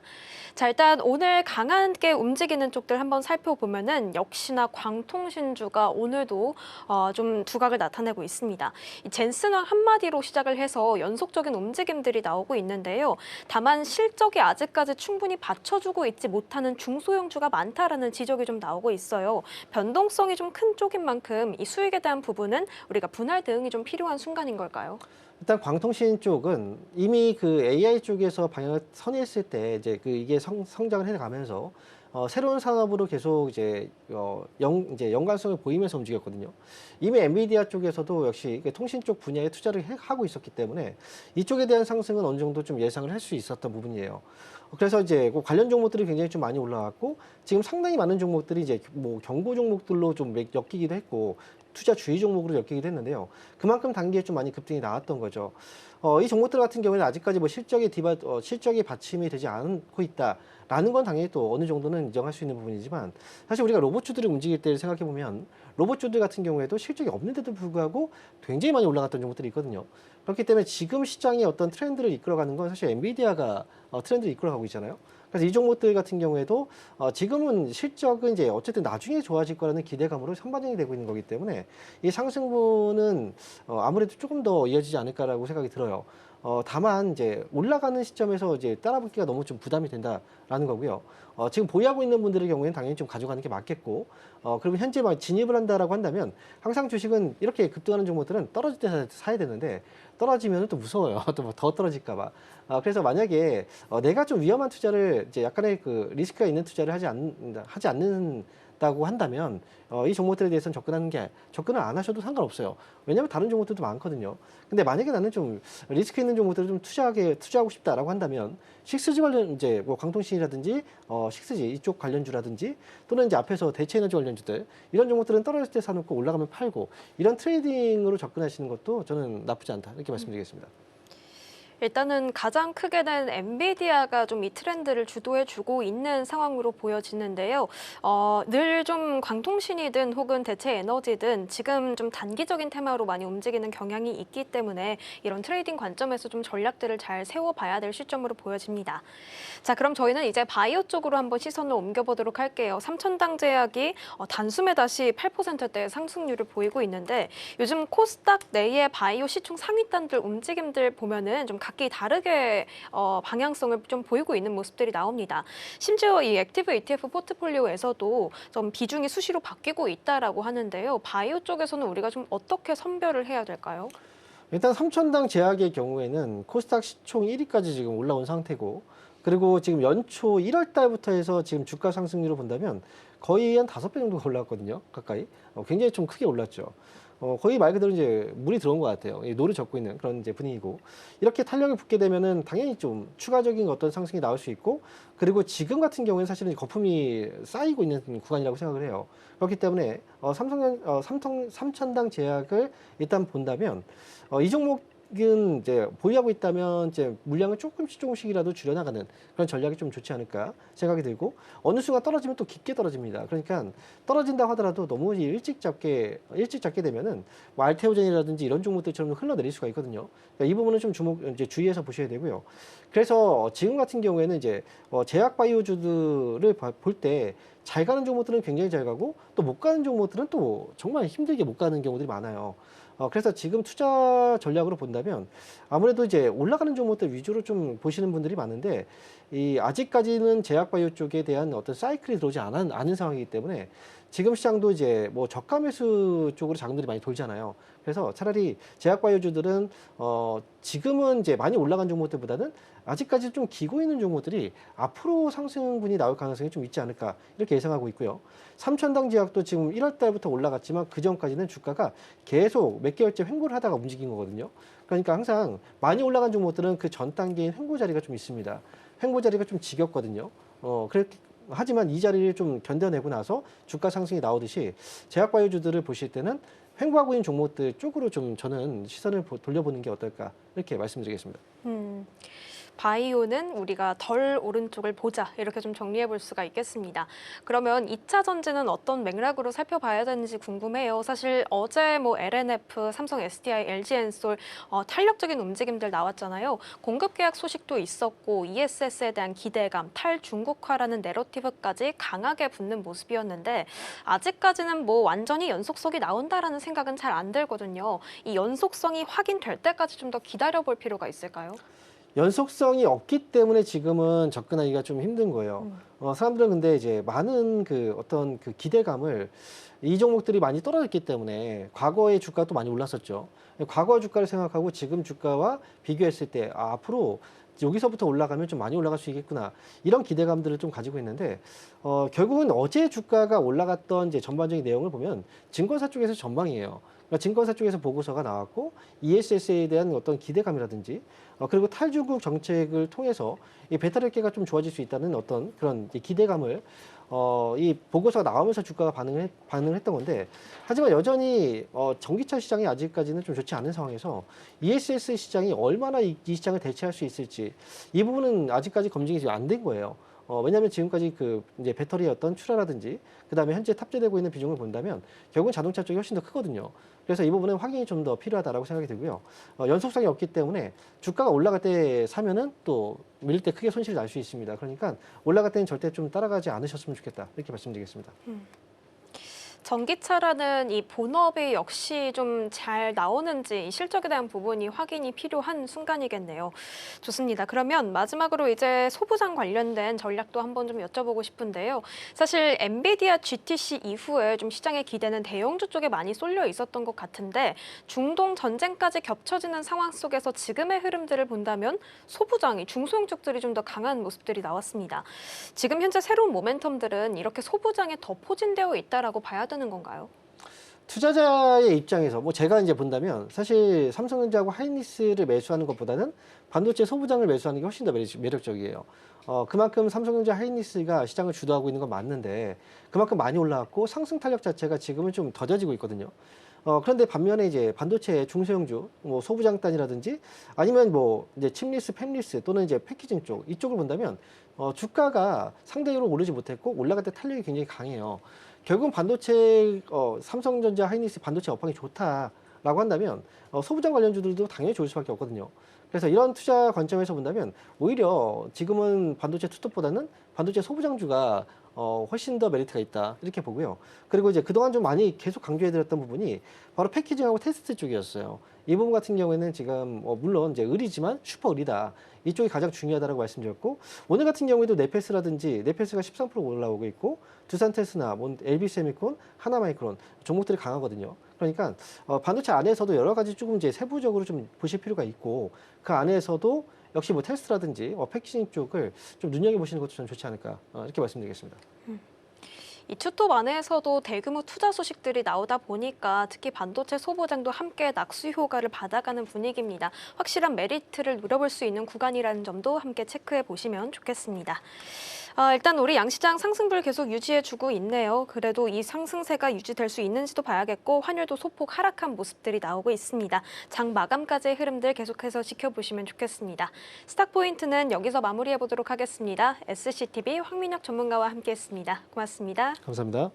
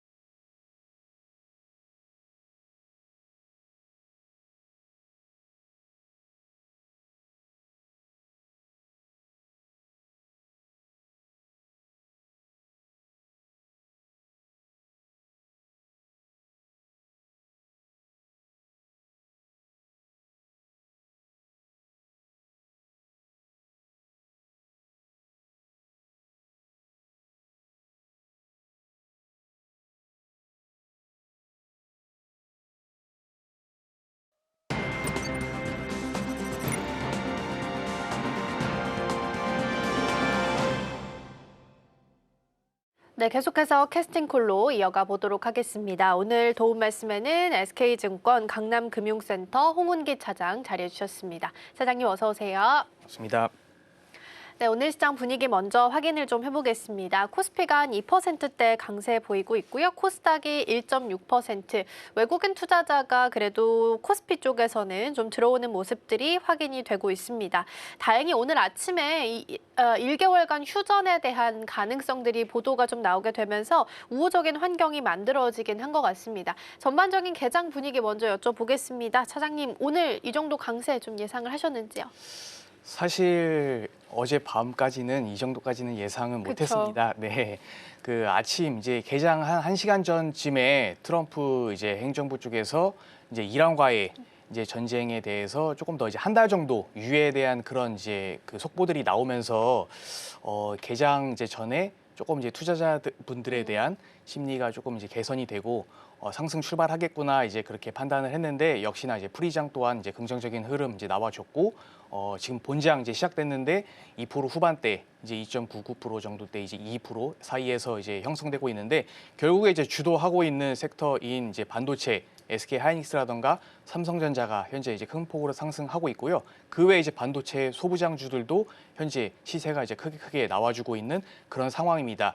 어제 장에서도 사실 이제 트럼프의 이제 뭐 5일 정도의 그런 이제 연기를 하겠다, 전쟁 연기 협상에 대한 이제 시간들을 조금 이제 두면서 시장 자체가 다시 한번 크게 상승을 했는데요. 그 여파가 오늘까지 한 번 더 이제 훈풍이 불면서 이런 이제 시장에 대한 앞으로에 대한 방향성은 조금 더 좋아질 수 있지 않을까 이제 이렇게도 보고 있고요. 다만 이제 이런 부분들은 변동성이 앞으로도 더 지속될 수 있다라는 점은 감안을 하시고 투자를 하셔야 되는 게 맞다 이제 그렇게 판단을 하고 있습니다. 전쟁은 아직 종식된 게 아니고 트럼프 역시도 15개 정도의 협상안을 이제 내놨고 이란 쪽에서는 이제 오늘 아까 제가 이제 들어오기 전에도 이제 속보가 하나 나왔는데 이게 제대로 잘 협상이 잘 마무리될 수 있을지는 아직까지 시장에서는 긴가민가한 이제 이런 부분들도 같이 고려를 하시면서 변동성에 대해서 대응을 하시는 게 맞지 않을까. 우선 오늘 장은 흐름 자체가 좋으니까 선별적으로 종목 탄력이 좋은 것들 같이 참고해 보시면 좋을 것 같습니다. 네. 말씀 주신 것처럼 휴전에 대한 가능성이 이야기가 오늘 아침에 새롭게 좀 부각을 받으면서 다행히 미국 시장과는 좀 디커플링 되면서 가는 움직임이 나타납니다. 코스피가 2%대 강세 보이고 있고 코스닥은 한 1.7% 올라오고 있는 상황입니다. 자, 그럼 오늘 시장 안에서 선별적으로 어떤 쪽을 바라봐야 되는지 함께 챙겨보겠습니다. 먼저 첫 번째는 방산이고요. 사실 방산이라기보다는 전쟁 테마랑 좀 엮어서 질문 좀 드려보려고 합니다. 카타르 쪽에서도 LNG 관련한 이슈가 좀 있었기 때문에 뉴스의 무게감과 함께 좀 체크를 해보도록 하겠고요. 방산 쪽은 빠지지는 않지만 그렇다고 해서 눈에 띌 만큼 올라오는 움직임은 좀 아닙니다. 그냥 전반적인 상승세 어느 정도 좀 유지하고 있다라는 부분 챙겨보시면 좋겠습니다. 다음 열어볼게요. 다음 반도체입니다. 오늘 SK 하이닉스의 주주총회가 10시에 예정이 좀 되어 있죠. 그리고 오늘 아침에 제가 속보로 전해드린 바와 같이 등록 신청서를 ADR 관련해서 제출을 한 것으로 확인이 좀 되고 있습니다. 노무라 쪽에서도 TP를 좀 상향 조정을 시켰습니다. 삼성전자가 32만 원, 하이닉스를 193만 원까지 올려잡았고요. 하이닉스 같은 경우에는 다시 한번 100만 원 선을 회복하는 모습 나타나기도 했습니다. 다음 열어볼게요. 다음은 광통신과 통신장비입니다. 오늘 시장이 상대적으로 약한 것도 아닌데도 불구하고 여전히 통신장비 쪽이 강세를 좀 보이고 있습니다. 여전히 통신장비 쪽에서 한국 첨단 소재가 오늘도 상한가 좀 들어가는 모습 확인되고 있고요. 소닉스라는 종목도 확인되고 우리로도 지금 현재 상한가에 포착이 됩니다. 이제는 이 안에서도 되게 작은 종목들도 상한가에 좀 도달하는 움직임이 나오고 있어서 순환매 차원인 건지 함께 좀 확인을 해보도록 하겠습니다. 자, 먼저 방산부터 출발을 할 텐데요. 차장님, 카타르에서 한국 등 LNG 장기 계약에 대해서 불가항력을 선언을 한 상황입니다. 사실상 이 정도로 봤을 때는 뉴스의 무게감을 우리가 어느 정도로 두고 파악해야 될지 어떻게 보세요? 예, 이미 시장에서는 이런 부분들이 어느 정도 지속적으로 언급이 됐었던 것들이었고 이란에서 사실 이제 타격을 받으면서 미국 쪽에 직접적인 이제 타격을 할 수 없기 때문에 이제 주변국들에 대한 이제 타격, 이제 사우디라든가 아랍에미레이트, 그 외에 이라크 이제 이런 주변국들 그리고 나아가서 이제 이스라엘 쪽까지 현재 그 주변국들 위주로 괴롭히고 있는데 그중 이제 집중적으로 타격이 되고 있는 게 LNG 쪽이 이미 이제 지지난주 그리고 지난주부터 타격을 하겠다라고 했고 실제로 이제 타격까지 이어진 상황이기 때문에 이런 부분들은 어느 정도 카타르 내에서도 제대로 수급을 할 수 없다라는 이제 그런 부분들이 어느 정도 시장에서는 지배적으로 그 의견들이 형성이 되어 있었었고 실제 이제 오늘 들어서 제대로 수급을 할 수 없다라는 부분들이 확정이 되면서 시장에서는 이제 가시적으로 확정이 됐다 이런 부분들이기 때문에 이런 부분들은 앞서 말씀드린 대로 과거에도 이제 수급을 받는 우리나라라던가 다양한 유럽 국가라던가 어느 정도 대비는 했었기 때문에 그렇기 때문에 대체 에너지라던가 아니면은 EIA 같은 경우에는 비축유들을 방출하겠다.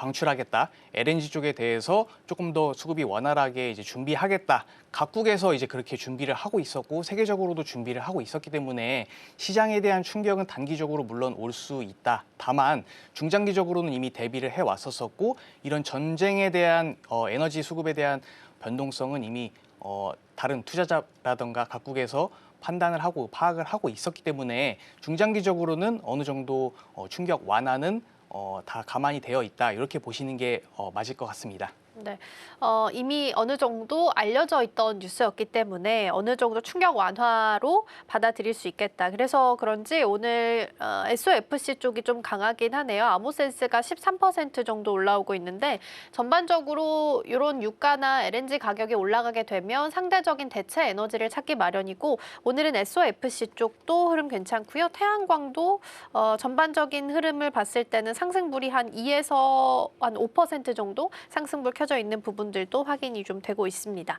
그러면 방산 전반적으로 봤을 때는요. 휴전 이야기가 만약에 나와서 보통 이제 재건과 수급이 왔다 갔다 하는 경우들이 좀 많이 있었는데 방산주가 단기적으로 흔들리게 된다면 그걸 우리가 기회로 활용을 해볼 수도 있을까요? 기회로 활용을 해볼 수도 있을 것 같고 지난번에도 한번 이렇게 말씀을 드렸습니다. 단기적으로는 전쟁이 발발했다라고 하면은 방산주가 크게 올라갈 수 이제 있는 이제 그런 상황이고 수급도 그쪽으로 몰릴 수 있죠. 네. 다만 이제 최근에 이제 흐름들 뭐 LIG 넥스원 대표적인 최근에 이제 방산주로 언급이 됐었는데 주가 흐름 자체는 현재 이렇게 조금 지지부진한 이제 그런 상황입니다. 지속적으로 약 2주 동안 내림세 이제 기록하고 있고 뭐 하나 에어로스페이스 같은 경우도 역시나 주가 자체가 이제 다른 모멘텀도 있습니다만 방산 쪽으로만 봤을 때는 사실 지금 현재 크게 두각받지 못하는 이제 그런 상황인데 과거의 전쟁 이슈 또한 이런 흐름들을 보여왔습니다. 결국에 이런 전쟁들이 지속적으로 이제 이뤄질 수 있다라는 부분들과 자국 내에서도 이런 방산 쪽에 대해서 더 이제 방위비를 늘리고 자국 내에서도 보완할 수 있는 부분들이 계속 대두가 된다라고 했을 때 방산 쪽에 대한 모멘텀은 중장기적으로 봤을 때 늘어날 수밖에 없다. 다만 이제 단기적으로는 전쟁 발발 이후 바로 직전에는 급등을 했다가 이렇게 현재 숨고르기 하는 흐름들은 과거에도 이제 똑같은 이런 흐름들이었지만 중장기적으로는 결국에 더 크게 전 고점을 돌파하고 우상향하는 흐름들이 있었기 때문에 지금 현재 방산 종목들을 최근에 접근을 하셔서 지금 좀 물려 계시거나 손실난 이제 투자자분들이 계시다라고 하면은 현 시점에서는 조금씩 비중을 조금 더 늘려나가면서 중장기적인 관점으로 바라보는 게 맞지 않을까 이렇게 보고 있고요. 결국 종식 이슈들이 지속적으로 나와주면서 이런 방산주들에 대한 흐름들이 꺾이는 흐름들은 당연한 이제 흐름들이고 아직 종식이 되지 않았기 때문에 방산주는 다시 한번 단기적으로 튈 그런 이제 모멘텀도 있어서 나는 지금 시점에서 이제 단기적으로만 나는 방산주 접근하고 들어갔다라고 했을 때는 그 시점을 보시고 약간의 이제 손실을 감안하시더라도 나오시는 게 맞을 것 같고 아니다 나는 중장기적인 관점으로 바라본다라고 했을 때 국내에 이제 이번에 들어간 저희 LIG 넥스원이라던가 이런 기술력이 이미 세계적으로 검증이 됐기 때문에 중장기적으로는 수주라던가 이런 부분들이 많이 두각이 될 수밖에 없어서 중장기적으로는 비중을 늘려나가시면서 투자하는 게 맞지 않을까 이렇게 보고 있고 앞서 이제 재건 쪽에 대해서도 말씀을 주셨는데 이런 이제 방산주들이 방산만 이제 하는 것도 아니거든요. 이런 이제 다양한 기술력들도 가지고 있고 최근에 건설주들도 갑자기 더 크게 상승을 한 흐름들이 있었었는데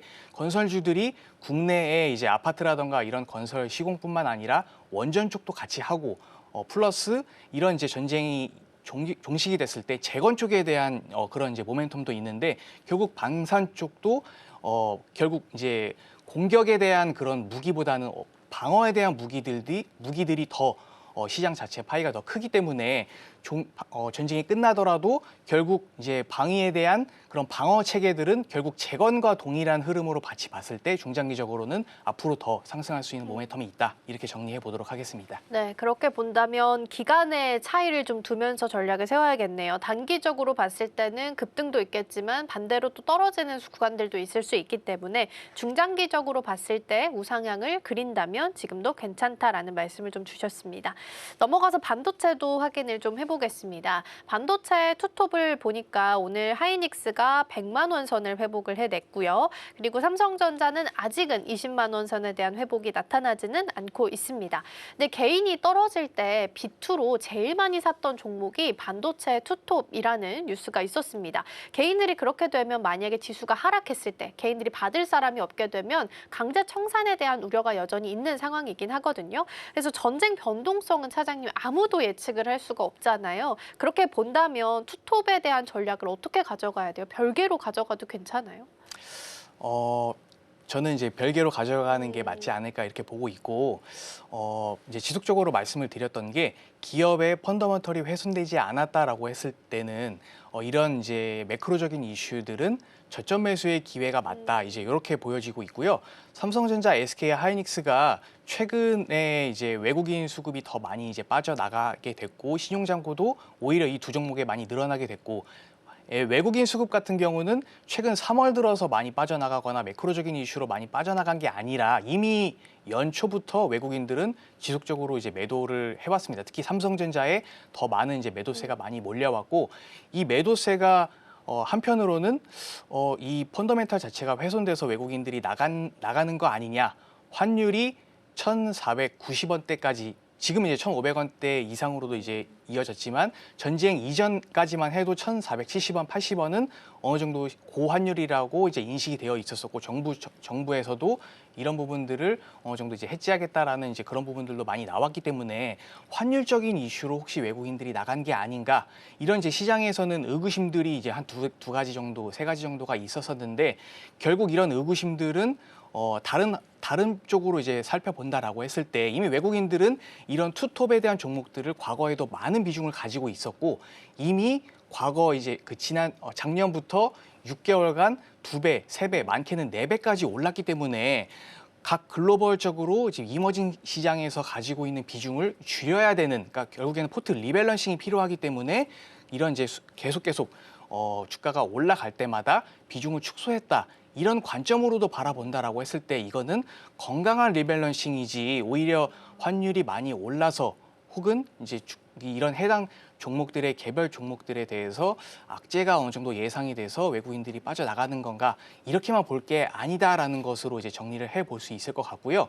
그만큼 이제 이번에 전쟁 이슈가 나오면서 시장은 PER, 그러니까 12개월 포워드 기준해서 SK 하이닉스라든가 이제 삼성전자 같은 경우는 5배 내지 이제 7배 정도로 형성이 되어 있기 때문에 외국인 입장에서는 더 강력하게 들어갈 수 있는 이제 그런 저점이 형성됐다, 이제 이렇게도 볼 수 있는데, 사실 쉽게 들어갈 수가 없죠. 제가 이제 앞서 말씀드린 대로 이미 주가 자체는 많이 올랐고 리밸런싱이 필요한 이런 상황이기 때문에 오히려 수급 자체가 조금 더 덜 올랐던 종목들로 조금씩 순환이 돌면서 시장에서는 형성이 되어 있었었는데, 결국 전쟁이라는 이제 큰 이벤트, 이제 매크로적인 이벤트가 나오면서 오히려 이제 주가 자체는 더 빠지고 외국인들은 더 도망갈 수 있는, 그러니까 매도를 더 많이 할 수 있는 이제 그런 계기가 마련됐다라고 보여지는데, 결론적으로 말씀드리면 이런 반도체 투톱에 대한 앞으로에 대한 그 미국 쪽의 하이퍼스케일러의 지속적인 이제 캐펙스 투자는 지속적으로 계속 시장에서도 언급이 되고 있고 계속 확대될 수밖에 없는 시장 쪽으로의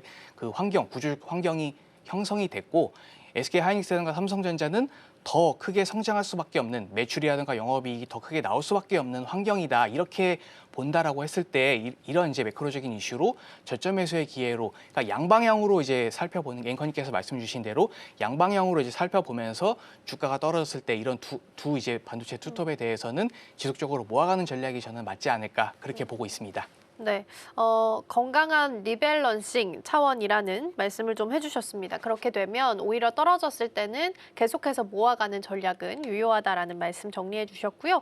소부장도 좀 살펴볼 텐데, 사실 오늘은 소부장이 조금 더 강세를 보이고 있습니다. 삼성전자랑 하이닉스 투자 이야기도 있었고 테라펩에 대한 수혜 이야기도 있어서 그런지 오늘은 소부장이 좀 더 강한데요. 어제 단독 뉴스 중에 하나 있었던 부분이 체크가 돼서 요거 잠깐 보고 다음으로 넘어가 볼게요.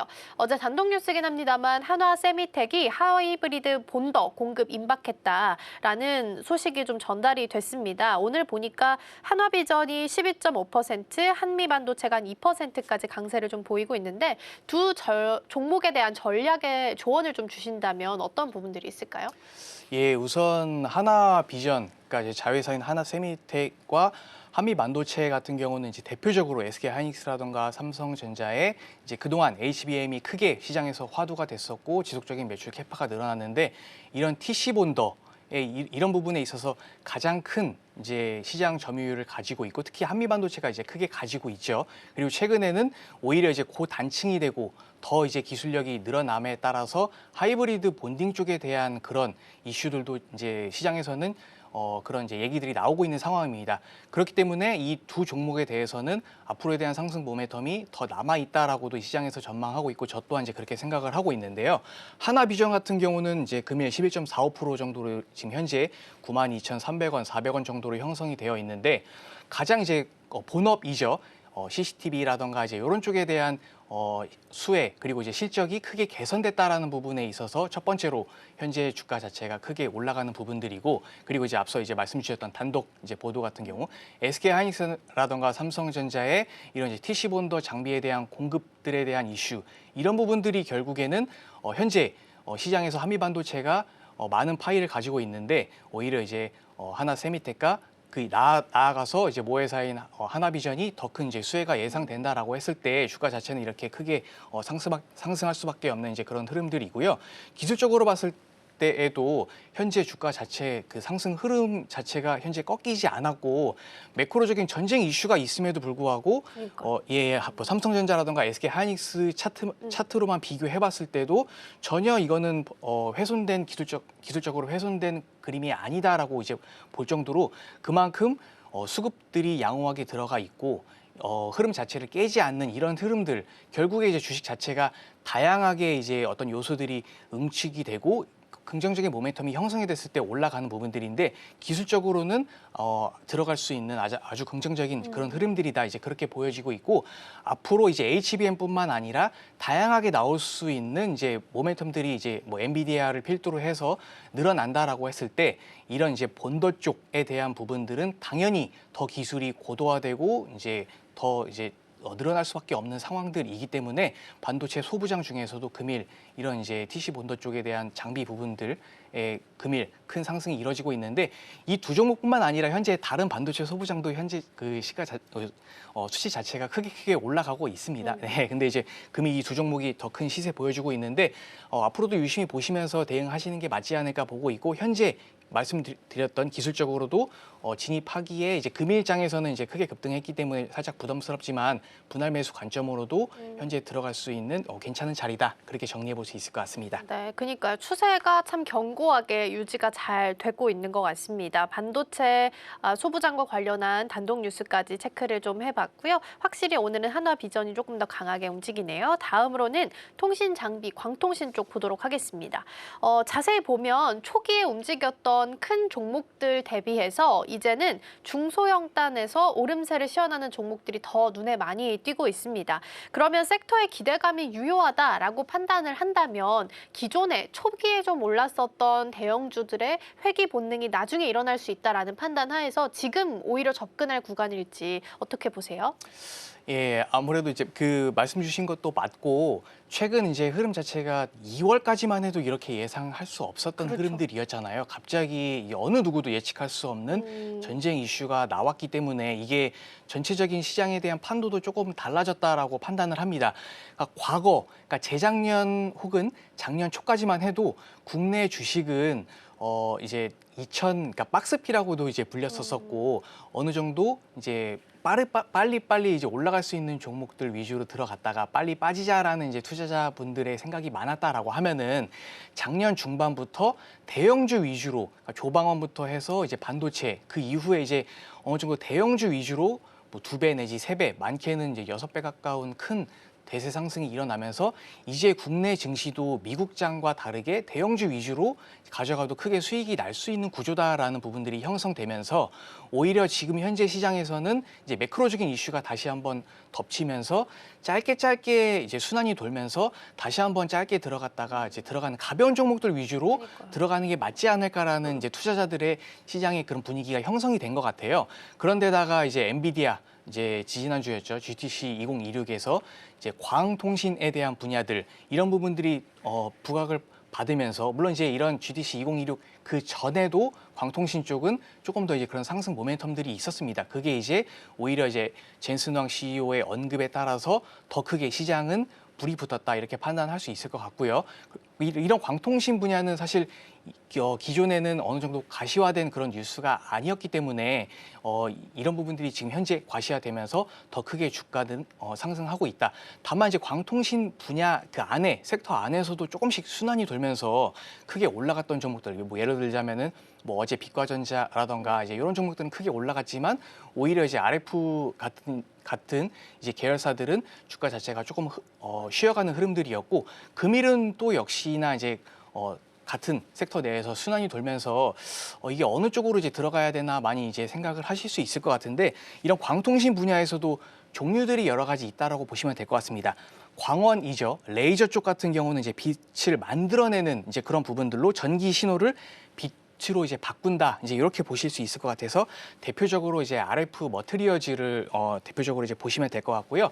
광 모듈 분야 쪽에서도 이제 그 섹터들이 나뉘어져 있습니다. 광 모듈은 전기에서 빛으로 전환하는 장치가 필요합니다. 이런 모듈이 필요하기 때문에 GPU와 GPU 그리고 이제 서버와 서버 간, 렉과 렉 간 이런 이제 같은 데이터들이 전송이 됐을 때 빛으로 바꿔주는 모듈이 필요한데 지금 이제 이런 대표적인 종목들 같은 경우는 오이 솔루션을 이제 들을 수 있을 것 같고요. 광섬유, 그러니까 즉 인프라 쪽에 대한 부분들인데요. 빛이 이제 지나가는 길, 이제 도로라고 이제 표현할 수 있을 것 같은데요. 대표적으로 이제 대한광통신 쪽으로 최근에 언급이 되고 있는데 이런 이제 세 가지로 이제 대표적으로 구분할 수 있고요.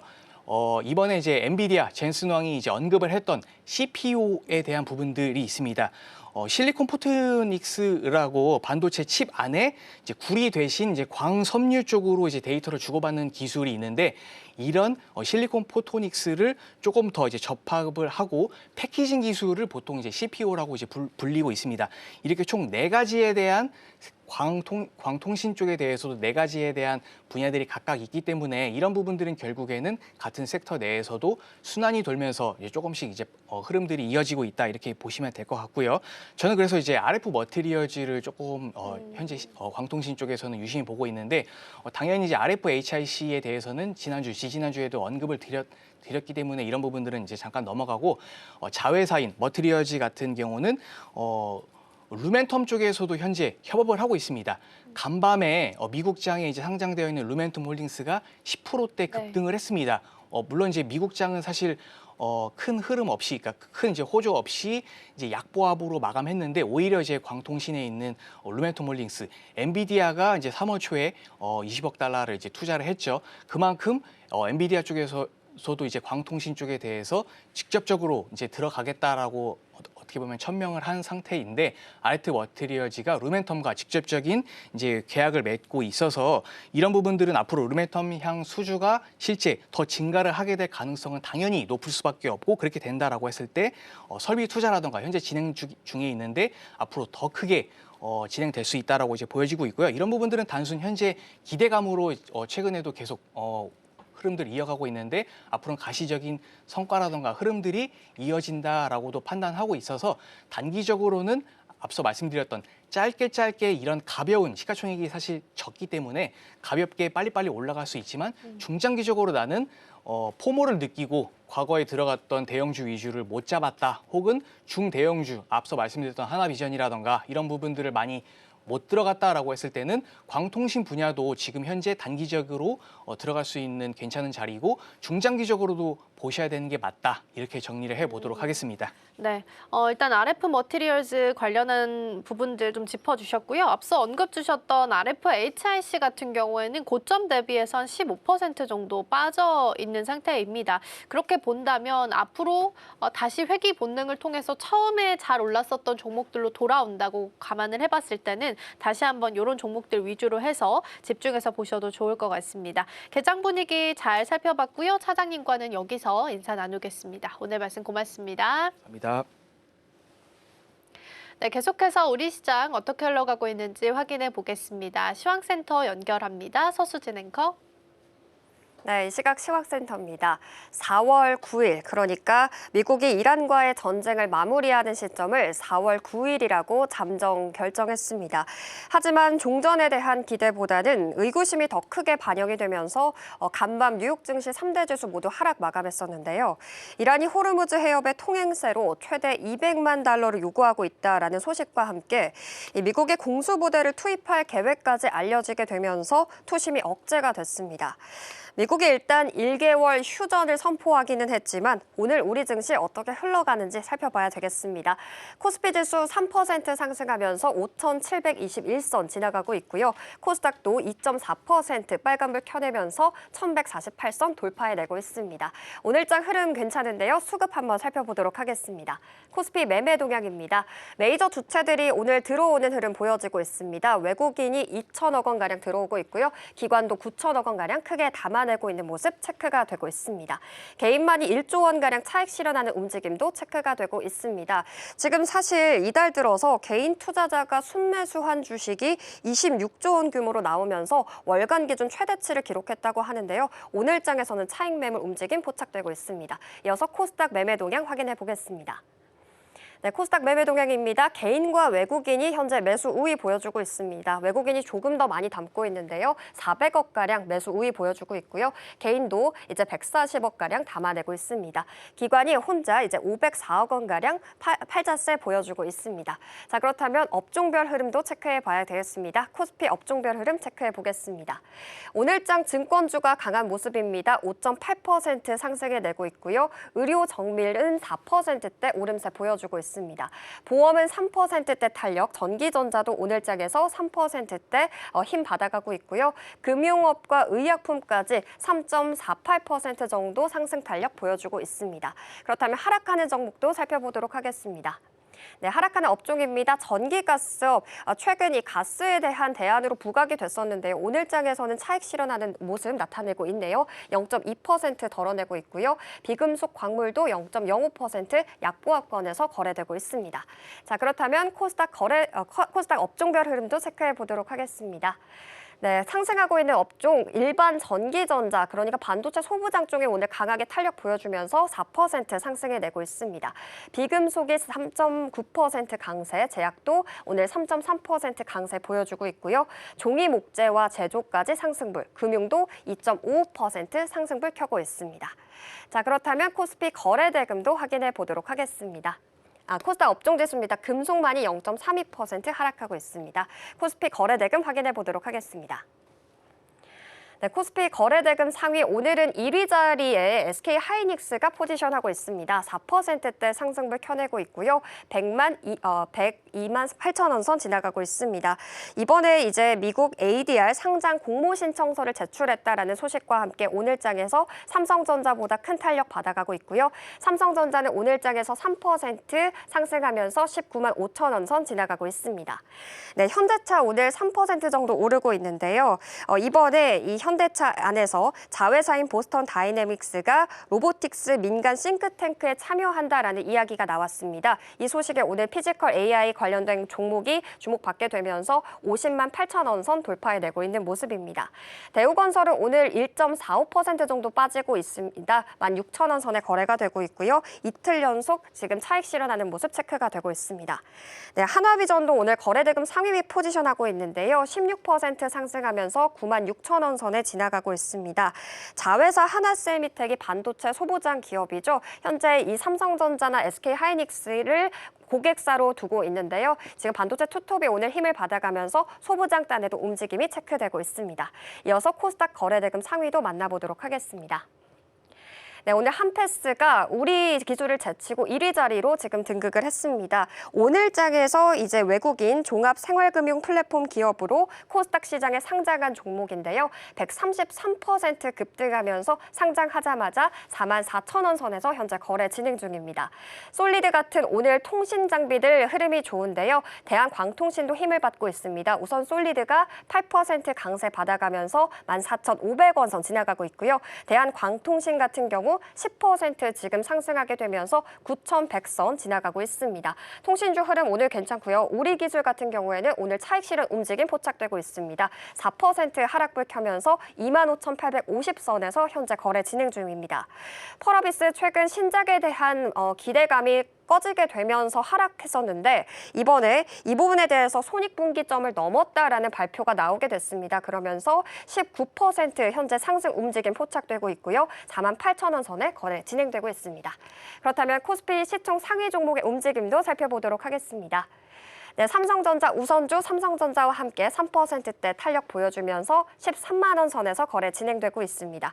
현대차도 3%대 강세, LG에너지솔루션 어제장에서도 2차 전지 움직임 좋았는데요. 오늘장에서도 이 테슬라도 상승 움직임이 포착이 되면서 LG에너지솔루션도 1.7% 강세 받아가고 있습니다. 현재 39만 원 선에 거래 진행 중이고요. SK스퀘어, SK하이닉스와 함께 5% 상승 탄력 보여주고 있습니다. 6위에서 12위도 만나보도록 하겠습니다. 네, 삼성 바이오로직스 3%, 어제 주총을 열었던 하나 에어로스페이스도 2%대 상승불 켜지고 있고요. 두산 에너빌리티, 오늘 원전주, 어제장에서 원전주 잠시 쉬어갔는데 오늘장에서 3%대 상승불 켜내고 있습니다. 기아까지 2% 상승 움직임 체크되고 있습니다. 코스닥 시장도 만나보도록 하겠습니다. 네, 코스닥 시총 상위 종목입니다. 여전히 3,000당 제약이 1위 자리를 지켜내고 있고요. 오늘장에서도 11% 강한 탄력 보여주고 있습니다. 황제주에 등극하면서 현재 100만 원 선에 여전히 머물고 있는 모습이고요. 2차 전지 형제들 오늘장에서도 흐름 좋네요. 에코프로 2% 상승, 에코프로비엠은 5% 강세 보여주고 있습니다. 그리고 알테오젠 같은 경우 0.14% 밀리면서 보합권에서 현재 방향성 찾고 있는 모습이고요. 지금 현대차 관련된 로봇 관련된 모멘텀이 붙게 되면서 레인보우 로보틱스도 2.6% 강세 보여주고 있습니다. 6위부터 12위도 체크해 보도록 하겠습니다. 네, 리노공업 반도체 소부장 여전히 1.6%대 강세 보여주고 있고요. 리가캠 바이오도 지금 강보합권에서 거래 진행 중입니다. HLB까지 1.4% 상승하면서 바이오 내에서는 선별적인 흐름이 체크가 되고 있고요. 펩트론은 여전히 그동안 좀 많이 올랐었기 때문에 오늘장에서도 3% 정도 차익 실현 매물 출회되고 있습니다. 지금까지 시황센터에서 전해드렸습니다. 네, 종전에 대한 기대감이 올라가면서 코스피는 5,700선으로 다시 한번 회귀를 시도하고 있습니다. 외국인 투자자가 수급도 괜찮게 흘러갑니다. 오늘 현물과 선물에서 모두 들어오는 것으로 확인되고 있고요. 오전 10시부터는 SK하이닉스의 주주총회가 예정되어 있습니다. 앞서서 속보로 전해드린 것처럼 SK하이닉스의 ADR 상장과 관련해서 등록 신청서를 제출한 것으로 확인되고 있습니다. 추가적인 코멘트 주주총회 자리에서 어떻게 나오게 될지 그리고 또 주가는 어떻게 반응하게 될지 챙겨보시면 좋겠습니다. 저희가 방송 중에 제공해드린 정보는 투자 판단을 위한 조언일 뿐 해당 종목의 가치와 수익률은 보장하지 않습니다. 저희는 내일 더 다양한 소식 준비해서 돌아오겠습니다. 시청해주신 여러분 고맙습니다.